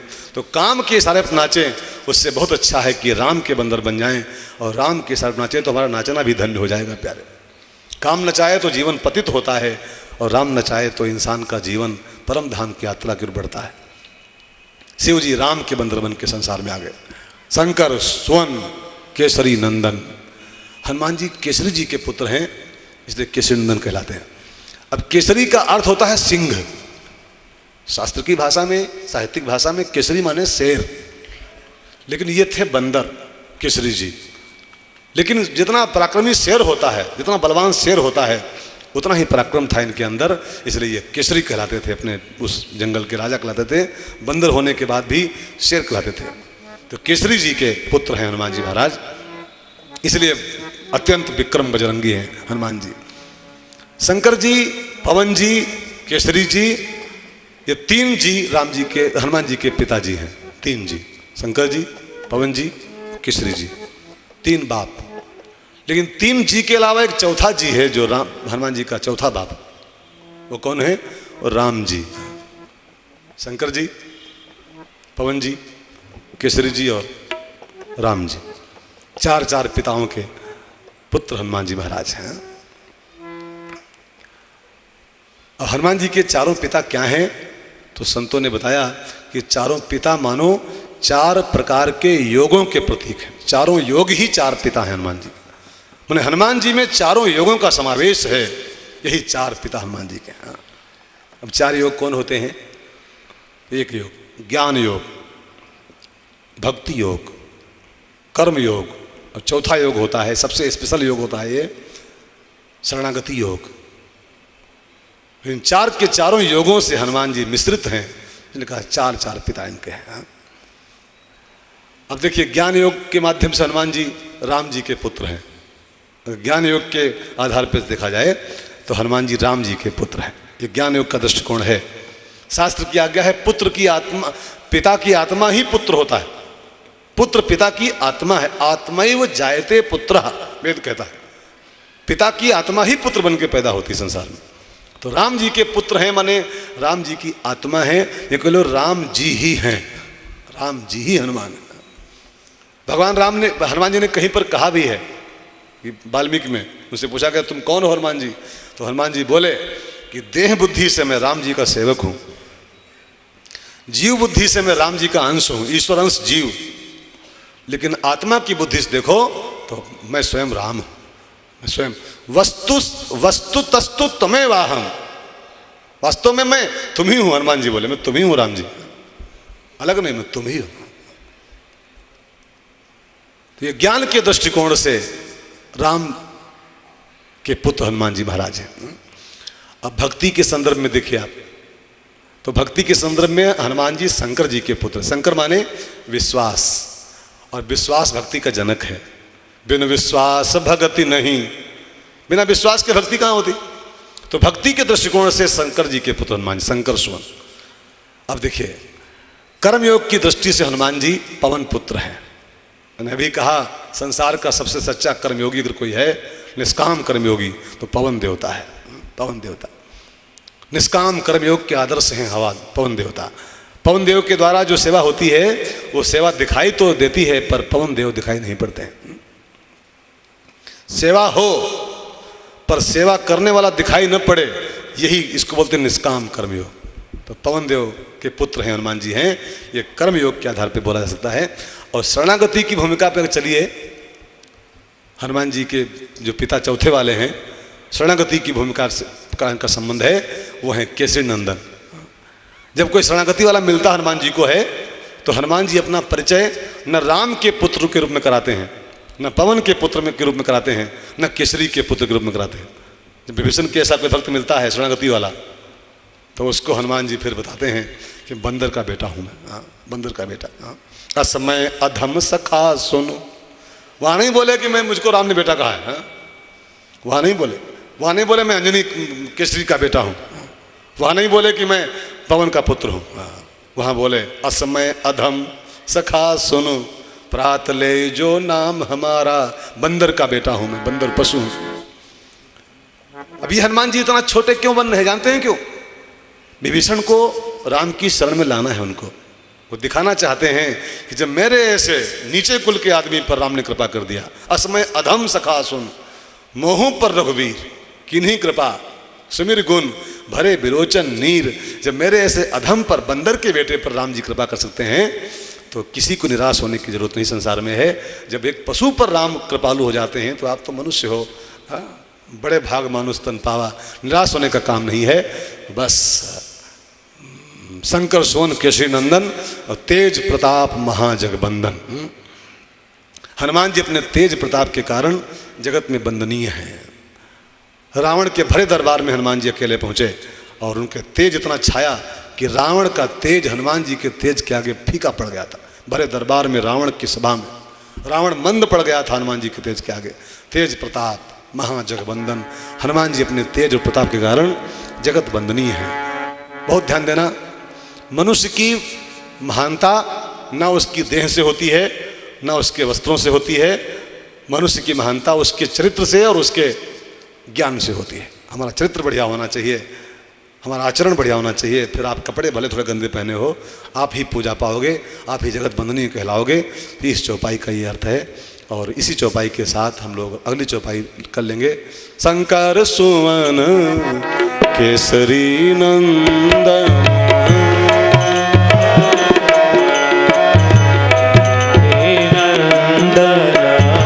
तेज प्रताप महाजगवंदन, तेज प्रताप महाजगवंदन,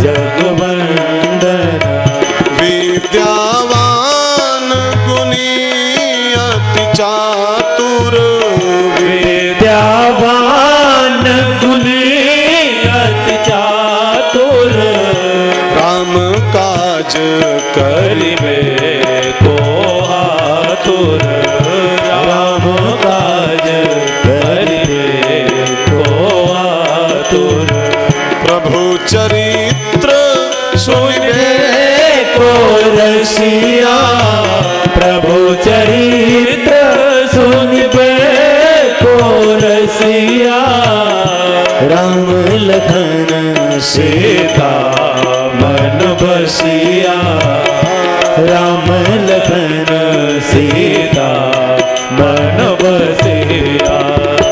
आज का प्रसंग लगभग यहीं पर विराम ले रहा है।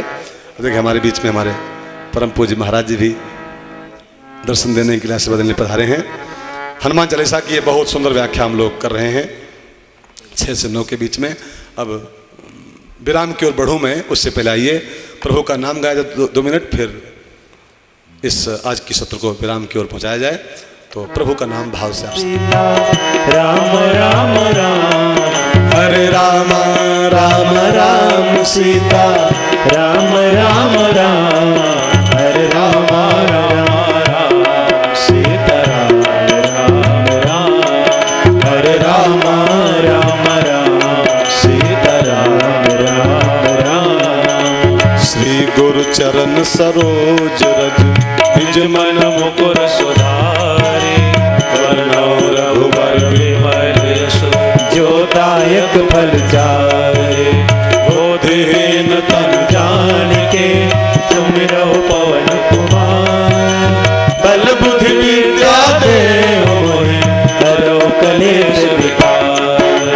जय हनुमान ज्ञान गुण सागर, जय कपीस तिहुँ लोक उजागर, रामदूत तुलित बल धामा, अंजनी पुत्र पवन सुत नामा, महावीर विक्रम बजरंगी, कुमति निवार सुमति के संगी, कंचन वरन विराज सुवेशा, कानन कुंडल कुंचित केसा, हाथ वज्र और ध्वजा विराजे, भाले मोछ जनेऊ साजे, शंकर सुवन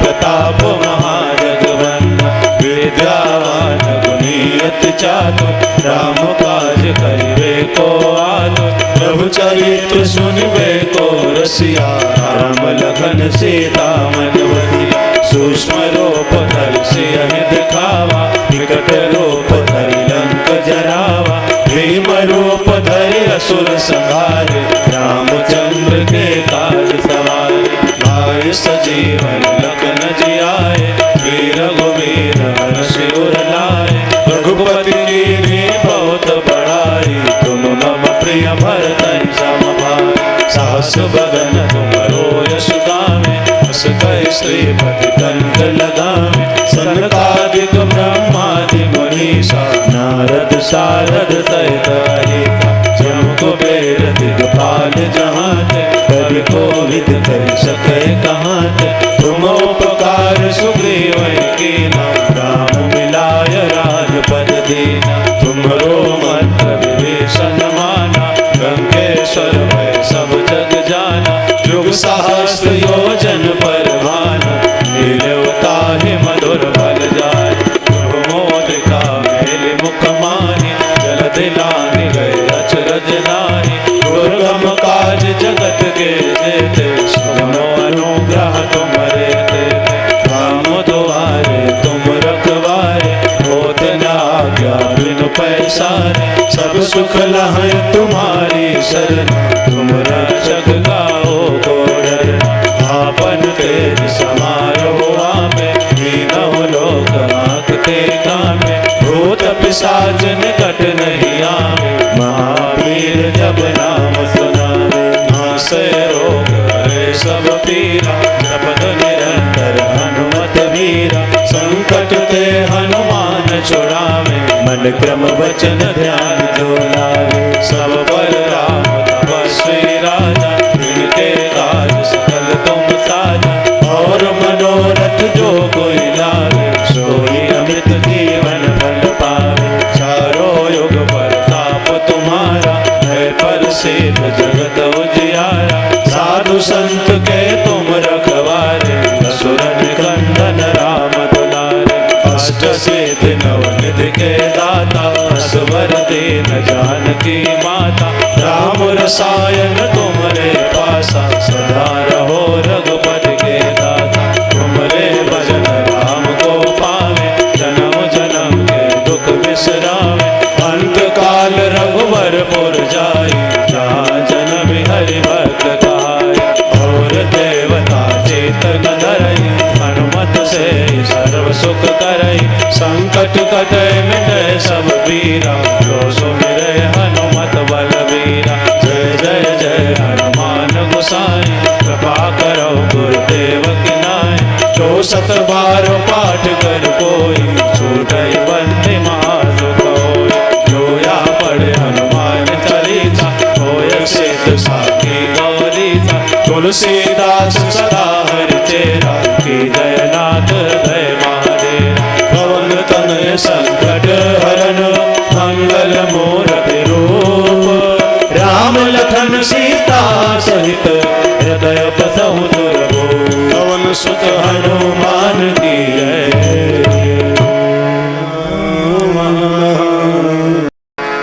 श्री सरस्वते नमः, श्री गुरु चरण कमलेभ्यो नमः, लोकाभिरामं रणरङ्गधीरं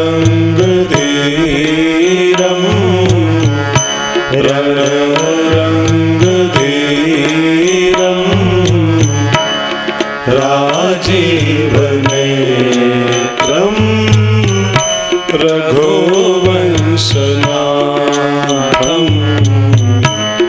कारुण्यरूपं करुणाकरन्तं, करुणाकरन्तं, श्रीरामचन्द्रं शरणं प्रपद्ये,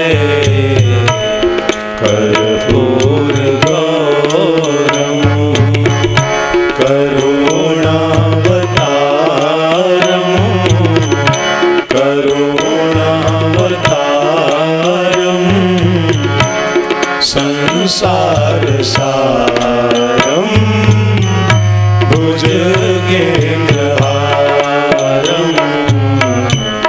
सदा वसन्तं हृदयारविन्दे हृदयारविन्दे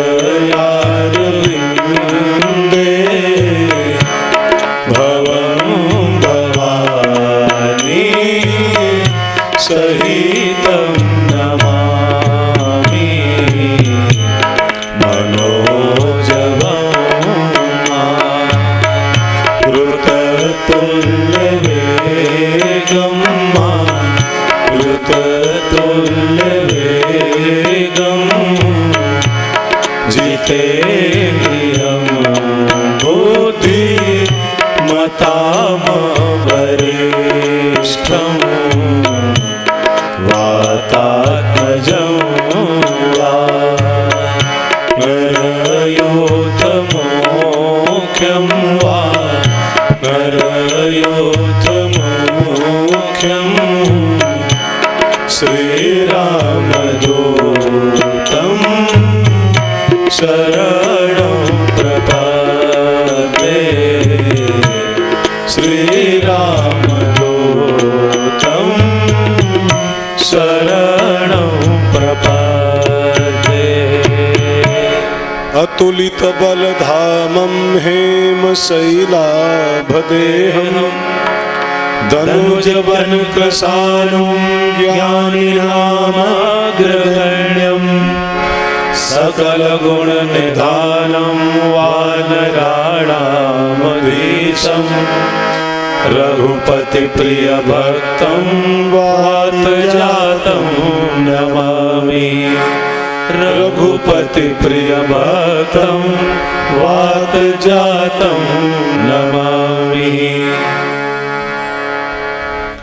श्री राम जय जय राम। श्री राम जय राम गाइए जय राम। श्री राम जय जय राम। श्री राम जय जय राम।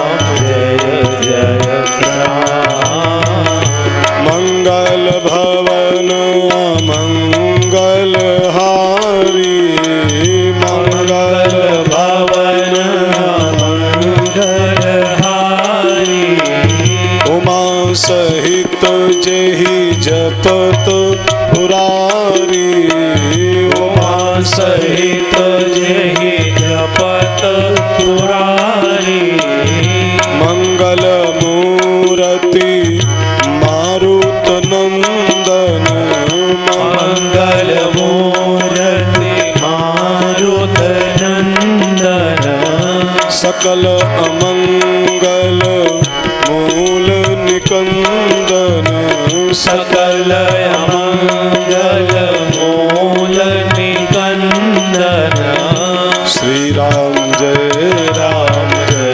जय राम। श्री राम जय जय राम। श्री राम जय जय राम। श्री राम जय जय राम। महावीर बिनवं हनुमाना महावीर बिनवहु हनुमाना राम जासु जस आप बखाना राम जासु जस आप बखाना जय जय जय हनुमान गोसाई जय जय जय हनुमान गोसाई कृपा करहु गुरुदेव की नाई कृपा करहु गुरुदेव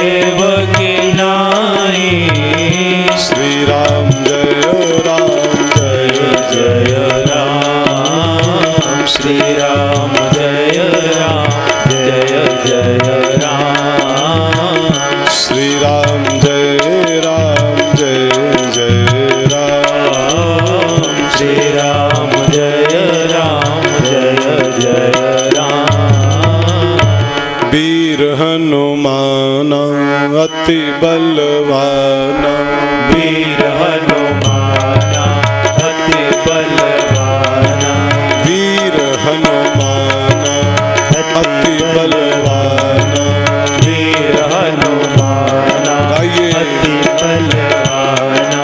राम राम रसियो रे प्रभु मन बसियो रे, प्यारे राम राम रसियो रे प्रभु मन बसियो रे। वीर हनुमाना अति बलवाना, वीर हनुमाना अति बलवाना, राम राम रसियो रे प्रभु मन बसियो रे। प्यारे राम राम रसियो रे प्रभु मन बसियो रे। जो कोई आवे अर्जी लगावे, जो कोई आवे बाबा अर्जी लगावे, जो कोई आवे अर्जी लगावे, जो कोई आवे अर्जी लगावे। सबकी सुनियो रे प्रभु मन बसियो रे, सबकी सुनियो रे प्रभु मन बसियो रे। वीर हनुमाना अति बलवाना, वीर हनुमाना अति बलवाना, राम राम रसियो रे प्रभु मन बसियो रे। राम राम रसियो रे प्रभु मन बसियो रे। अर्जी हमारी मर्जी तुम्हारी, अर्जी हमारी मर्जी तुम्हारी, अर्जी हमारी मर्जी तुम्हारी, अर्जी हमारी मर्जी तुम्हारी। संकट हरियो रे प्रभु मन बसियो रे, प्यारे संकट हरियो रे प्रभु मन बसियो रे। वीर हनुमाना अति बलवाना, वीर हनुमाना अति बलवाना, राम राम रसियो रे प्रभु मन बसियो रे। राम राम रसियो रे प्रभु मन बसियो रे। राम राम बसियो रे प्रभु मन बसियो रे। राम राम रसियो रे प्रभु मन बसियो रे। राम राम रसियो रे प्रभु मन बसियो रे। राम राम रसियो रे प्रभु मन बसियो रे। प्रभु मन बसियो रे प्रभु मन बसियो रे। बोलिए हनुमान जी महाराज की जय, सद्गुरु भगवान की जय, सत्य सनातन धर्म की जय। रामायण महामाला के रत्न हनुमंतलाल की पावन गाथा हनुमान चालीसा के माध्यम से हम लोग कर रहे हैं। कथा का तृतीय दिवस, कथा परिसर में विराजमान समस्त भाई बहनों का स्वागत करते हुए, सभी के श्री चरणों में प्रणाम करते हुए और सनातन चैनल के माध्यम से भारत के विभिन्न क्षेत्रों में कथा श्रवण करने वाले समस्त श्रोता भाई बहनों को प्रणाम करते हुए तथा इस सनातन के माध्यम से भारतीय सनातन संस्कृति का झंडा फहराने का जो बेड़ा उठाए हैं, ऐसे परम पूज्य प्रेम मूर्ति संत श्री प्रेम भूषण जी महाराज, जिनका सनातन पूरे विश्व में सनातन संस्कृति को लहरा रहा है, उनके चरणों में प्रणाम करते हुए इस कथा का शुभारंभ करें हम लोग। तो हनुमान चालीसा की एक एक चौपाई जो महामंत्र है, शंकर जी साक्षी दे रहे हैं कि जो यह पढ़े हनुमान चालीसा होए सिद्ध साखी गौरीसा। गौरीश भगवान की साखी जिसके साथ जुड़ी हुई है, ऐसी हनुमान चालीसा का हम लोग गान कर रहे हैं, उसका श्रवण कर रहे हैं। तो आइए चलें, आज की चौपाई हम लोग उठाएं। कल की चौपाई सुनी थी हम लोगों ने, तेज प्रताप महाजगबंदन। आज की चौपाई का गान करें, फिर उसके तत्वों की ओर हम लोग यात्रा करें। गोस्वामी जी लिखते हैं,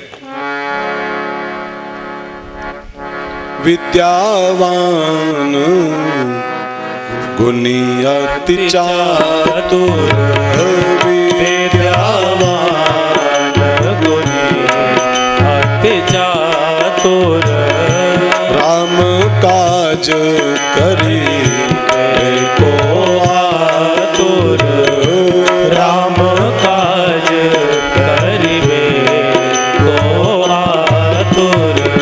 विद्यावान गुणी अति चातुर, विद्यावान गुणी अति चातुर, राम काज करिबे को आतुर, राम काज करिबे को आतुर।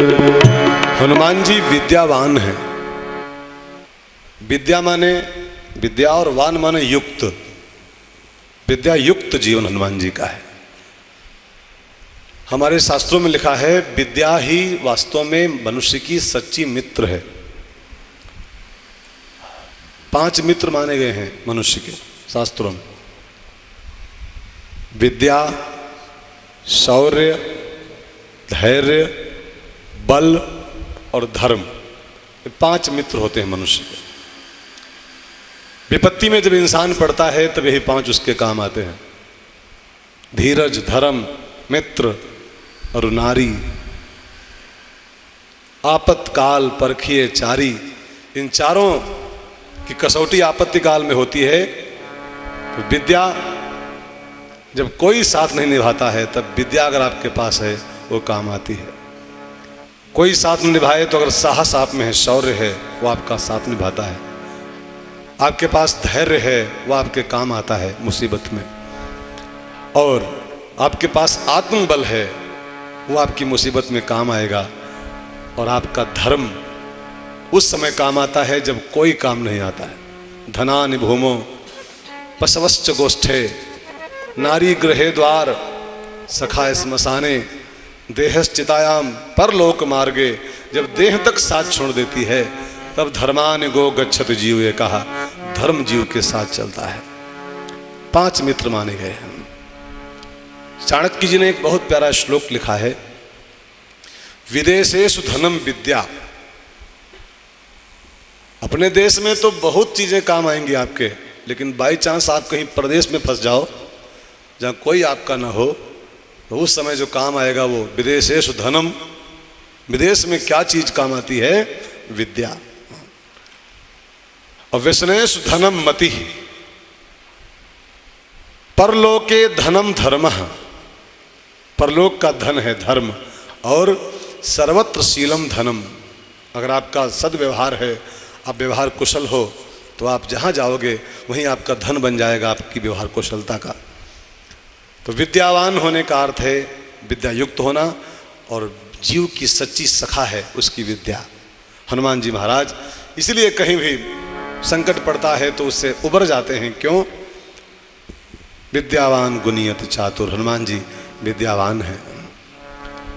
अब एक सवाल आता है कि विद्या का अर्थ क्या होता है, किसको कहते हैं विद्या? तो विद्या का बहुत सुंदर अर्थ शास्त्रों में आया है। सा विद्या या विमुक्त है, वही विद्या है जो जीव को संसार के बंधनों से मुक्त करे, हमारे बंधनों को काटे, वही सच्ची विद्या है। हनुमान जी विद्यावान हैं, इसका मतलब है कि हनुमान जी सारे बंधनों से मुक्त हैं।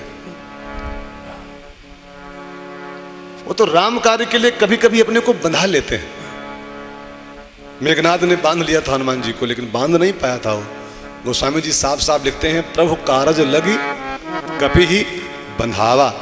और राम के कार्य के लिए हनुमान जी ने अपने को बंधाया था।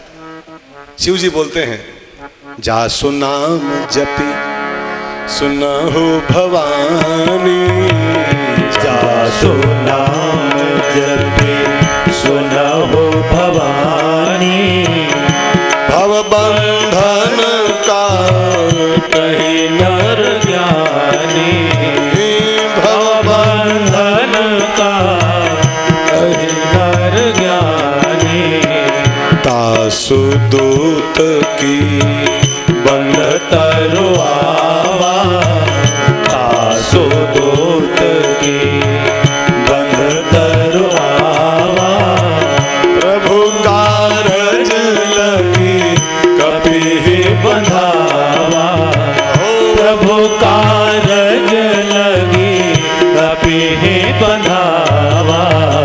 हमारे बंधनों को काटे वही विद्या है, सा विद्या या विमुक्त है। विद्या बंधन काटने का नाम होता है, बाकी सब जानकारियां होती हैं। कोई बहुत अच्छा प्रवचन कर लेता हो, कोई अच्छी कथा कहता हो और हम माने विद्यावान है, नहीं, वो जानकार हो गया है भले किसी विषय का, लेकिन जानकारी का नाम विद्या नहीं होता है, बंधन मुक्ति का नाम विद्या होता है। वो छोटी सी कहानी संत लोग कहा करते हैं, एक बार 3 विद्वान डॉक्टर पीएचडी किए हुए, भूगोल का पीएचडी, इतिहास का पीएचडी और हिंदी साहित्य का पीएचडी, प्रयागराज आए। एक नाव वाले से बात किया और गंगा जी में नौका विहार करना शुरू किया। अब नाव चल रही है और वो तीनों विद्वान उस नौका वाले से कुछ बातचीत करने लगे। एक ने पूछा, नाव वाले भैया तुमने कुछ भूगोल पढ़ा है? कहा नहीं तो सरकार, हम तो खाली नाव चलाना सीखें। तो भूगोल का डॉक्टर बोला, तेरे जीवन को धिक्कार, तेरे जीवन का आधा भाग पानी में चला गया, तू खाली नाव चलाना सीखा बस, भूगोल नहीं पढ़ी। इतिहास वाला पूछा कि तुम इतिहास जानते हो कुछ भैया? कहा सरकार हम खाली तैरना और नाव चलाना जानते हैं बस, दूसरा कोई काम नहीं जानते हैं। कहा जा तेरे जीवन को लानत है। तीसरा ने पूछा तुमने कुछ हिंदी साहित्य पढ़ा है भैया? कहा नहीं सरकार, हम बार बार न पूछो हमसे, केवल एक विद्या पढ़ा हूं, तैरना और नाव चलाना। कहा तेरे जीवन का तमाम हिस्सा पानी में ही चला गया। तब तक वो नाव एक भंवर में फंस गई। अब गोल गोल नाव घूमना शुरू हुई तो नौका वाला चिल्लाया, बाबूजी क्या आप तैरना जानते हो, पार होना जानते हो? कहा नहीं, हम तो इतिहास भूगोल की पीएचडी करते रहे, ये तैरना तो सीख नहीं पाए। तो कहा अगर तैरना नहीं सीखे हो तो हमारे जीवन का तो कुछ ही हिस्सा पानी में गया है, लेकिन तुम्हारे जीवन का तो 100% पानी में जाने वाला भी। तुम इसी में जल समाधि लेने वाले हो, नाव डूबने जा रही है। और वही हुआ, केवट तैर के पार हो गया, थोड़ा सा ट्रेबल। और वो तीनों डॉक्टर उसी में, सा विद्या या विमुक्त है, जो पार कर दे, हमको पार जाना सिखा दे, वही विद्या है वास्तव में। ऐसी विद्या से युक्त हनुमान जी महाराज हैं। हनुमान जी संत हैं और संत सारे बंधनों से मुक्त होता है। वो राम कार्य के लिए और राष्ट्र कार्य के लिए कभी कभी बंधन स्वीकार कर लेता है केवल बस, बाकी संत हमेशा मुक्त होते हैं क्योंकि वो विद्यावान होते हैं। हनुमान जी विद्यावान गुणी अति चातुर, विद्यावान गुणी अति चातुर, राम काज करिबे को आतुर, राम काज करिबे को आतुर। हनुमान जी विद्या युक्त हैं। अब एक सवाल खड़ा होता है कि ये विद्या किसको प्राप्त हो सकती है, विद्या को पाने का पात्र कौन सा है? तो वेदांत में लिखा हुआ है कि विद्या प्राप्ति के 4 सूत्र हैं, ये 4 साधन हैं, जिसके पास 4 हो वही विद्यावान हो सकता है। साधन चतुष्टय बोलते हैं इसको वेदांत में। साधन 4 जिसके जीवन में आ जाएं वो विद्या युक्त हो सकता है। कौन कौन? 1 विवेक, 2 वैराग्य, 3 खट संपत्ति और 4 मुमुक्षा। इनको बोला गया है साधन चतुष्टय। विवेक, वैराग्य, खट संपत्ति और मुमुक्षा, ये 4 बातें जिसमें हैं वो विद्यावान हो सकता है। विवेक माने होता है सत असत का निर्णय करना, क्या सत्य है क्या असत्य है इसको जानना विवेक कहलाता है। विषयों से अनासक्ति का नाम वैराग्य होता है। संसार के भोग विषयों से हमारा बिल्कुल मन हट जाए, वैराग्य हो जाए, वैराग्य कहलाता है। सम दम उपरति तितिक्षा श्रद्धा और समाधान, ये खट संपत्तियां मानी गई गीता में। सम दम उपरति तितिक्षा श्रद्धा और समाधान, 6 संपत्तियां हैं, इनसे जो युक्त है। और अंतिम चीज है मुमुक्षा। मुमुक्षा माने होता है मोक्ष की इच्छा, कल्याण की इच्छा। ये विद्यावान होने के लिए बहुत आवश्यक तत्व है। जो पार जाने के लिए लालायित ही नहीं है, कैसे पार जाएगा? वो पार जाने का उपाय ही नहीं सोचेगा। जिसने कारागृह को ही गृह मान लिया है, जिसने संसार को अपना घर मान लिया है, वो संसार से छूटने का उपाय सोचेगा ही नहीं। देखिए, जमानत वही कराता है जो जेल को जेल मानता है ना, वही छूटने का उपाय करता है। और जो जेल को ही अपना सब कुछ माने बैठा कि यार बड़ा मजा है, ना किराया पड़ता है, ना फिर एक रोटी, फिर एक कपड़ा, फिर एक मकान। एक शायर ने बड़ी प्यारी एक शेर कही है कि मुफ्त रोटी और मुफ्त कपड़ा और मुफ्त में रहने को घर, इतनी चीजें चाहिए तो जेल के अंदर दिखो। मुफ्त में सब कपड़ा, रोटी, मकान मिलता है। तो जो जेल में ही सुख माने बैठा है कि यार मुफ्त खाना, मुफ्त, कैसे जमानत कराएगा अपने? ये ग्रह को जब कारागृह को जो ग्रह मान लिया है, कैसे कारागृह को कारागृह माना जाए, बंधन को बंधन माना जाए पहले, तब तो उससे छूटने का उपाय कोई करेगा। यही मुमुक्षा कहलाती है, छूटने की इच्छा, बंधन मुक्त होने की इच्छा ही मुमुक्षा कहलाती है। बड़ी दुर्लभ है प्यारे। शंकराचार्य भगवान ने जो 3 वस्तुएं दुर्लभ बताई हैं, उनमें से एक ये भी है, मनुष्यत्वम, मुमुक्षत्वम, साधु संश्रयः। 3 वस्तुएं बड़ी दुर्लभ हैं। देवानुग्रह हेतुकम, छूटने की इच्छा सबके अंदर नहीं पैदा होती है प्यारे। रोग को ही स्वास्थ्य मान रखा है लोगों ने। संसार एक बीमारी है और बीमारी को ही हम लोग स्वास्थ्य माने बैठे हैं। कैसे दवाई कराएंगे अपनी, कैसे स्वस्थ होने का उपाय करेंगे? तो मुमुक्षा, ये 4 चीजें इसमें हों, 4 साधन, वो विद्यावान हो सकता है। हनुमान जी में 4 के चारों हैं, इसलिए हनुमान जी महाराज विद्यावान गुणी अति चातुर, विद्यावान गुणी अति चातुर, राम काज करिबे को आतुर, राम काज करिबे को आतुर। विद्यावान के बाद शब्द आता है गुणी। हनुमान जी विद्यावान के साथ साथ गुणी भी हैं। गुणी माने होता है गुणवान, गुणवान। सीता मैया ने हनुमान जी को वरदान दिया था, अजर अमर गुण निधि सुत हो। है बेटा, तो गुण निधान हो जाता, गुणों का भंडार तेरे जीवन में आ जाए। गुण निधि सुत हो, करहु बहुत रघुनायक छोहु। तो इसको राम जी बहुत प्यार करेंगे। मेरा आशीष है तेरे लिए, आशीष दीन राम प्रिय जाना। अब एक सवाल है कि गुणवान कौन है? हनुमान जी गुणवान हैं, लेकिन गुणवान किसको माना जाए? किसको कहते हैं गुण? कौन है गुणवान? तो रामायण में गुणवान की परिभाषा दूसरी है। हम आप मानते हैं सिलाई कढ़ाई बुनाई ये सब जानता हो गुणवान है, लेकिन रामायण दूसरी परिभाषा कर रही है। रामायण कहती है गुणवान कौन?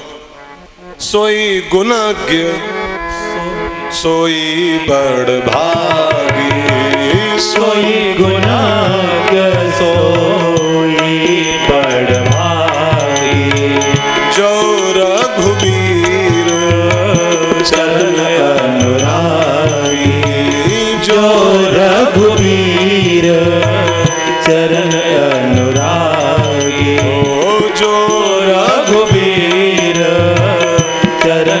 अनुरागी। जो राम जी के चरणों का प्रेमी है, उन्हें जो राम जी की भक्ति करता है, सोई गुणज्ञ, वही गुणवान है। तुलसीदास जी का मानना है कि चाहे संसार के सारे गुण हों, लेकिन राम जी के चरणों में प्रेम न हो तो सारे गुण ऐसे ही व्यर्थ हैं जैसे नमक के बिना भाजी।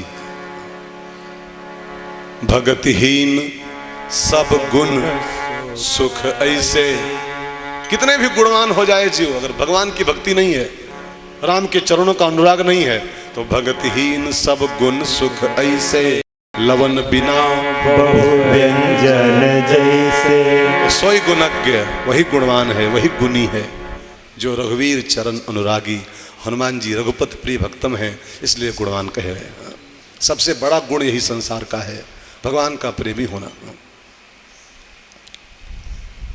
विद्यावान, गुणी, और तीसरा शब्द है अति चातुर।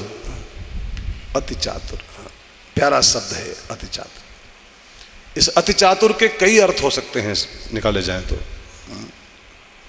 अति चातुर का एक अर्थ होता है व्यवहार कुशल। कई लोगों को आपने देखा होगा, पढ़े बहुत होते हैं, विद्यावान तो होते हैं, पर उनमें व्यावहारिक कुशलता बिल्कुल नहीं होती। किससे कैसे बोलना है, किससे कैसे पेश आना है, व्यवहारिक कुशलता में बिल्कुल जीरो।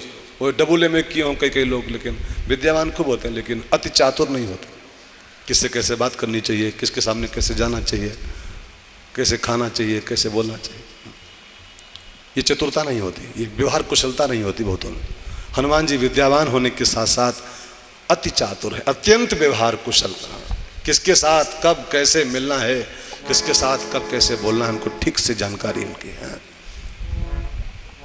हनुमान जी गुणों के भंडार तो ही हैं, लेकिन वो गुण कहाँ कब किस गुण का उपयोग करना है, हनुमान जी बखूबी जानते हैं। कहाँ संगीत का प्रयोग करना है, कहाँ शस्त्र का प्रयोग करना है, कहाँ वाक्पटुता का प्रयोग करना है, कहाँ बुद्धि का प्रयोग करना है, कहाँ बल का प्रयोग करना है। इस बात को जो ठीक से जानता हो वही अति चातुर कहलाता है। अति चातुर, विद्यावान, गुणी, अति चातुर, हनुमान जी महाराज। और अगला शब्द चतुरता का एक अर्थ गोस्वामी जी के शब्दों में है। और चतुरता का एक अर्थ गोस्वामी जी करते हैं, परधन परमन हरन में वैश्या बड़ी प्रवीण, तुलसी सोई चतुरता राम चरण लवलीन। वही चतुर है जो राम जी के चरणों में लगा हुआ हो। तुलसी सोई चतुरता राम चरण परिहरि सकल भरोस, राम ही भजहि ते चतुर नर। वही चतुर हैं जो सारे भरोसे छोड़ के राम ही भजें, राम को भजते हैं। तो आइए हम लोग चतुर बन जाएं। एक मिनट प्रभु का नाम गा लें। हरे रामा रामा राम सीताराम। जय हनुमान ज्ञान गुण सागर, जय कपीस तिहुँ लोक उजागर। राम दूत तुलित बल धामा, अंजनी पुत्र पवन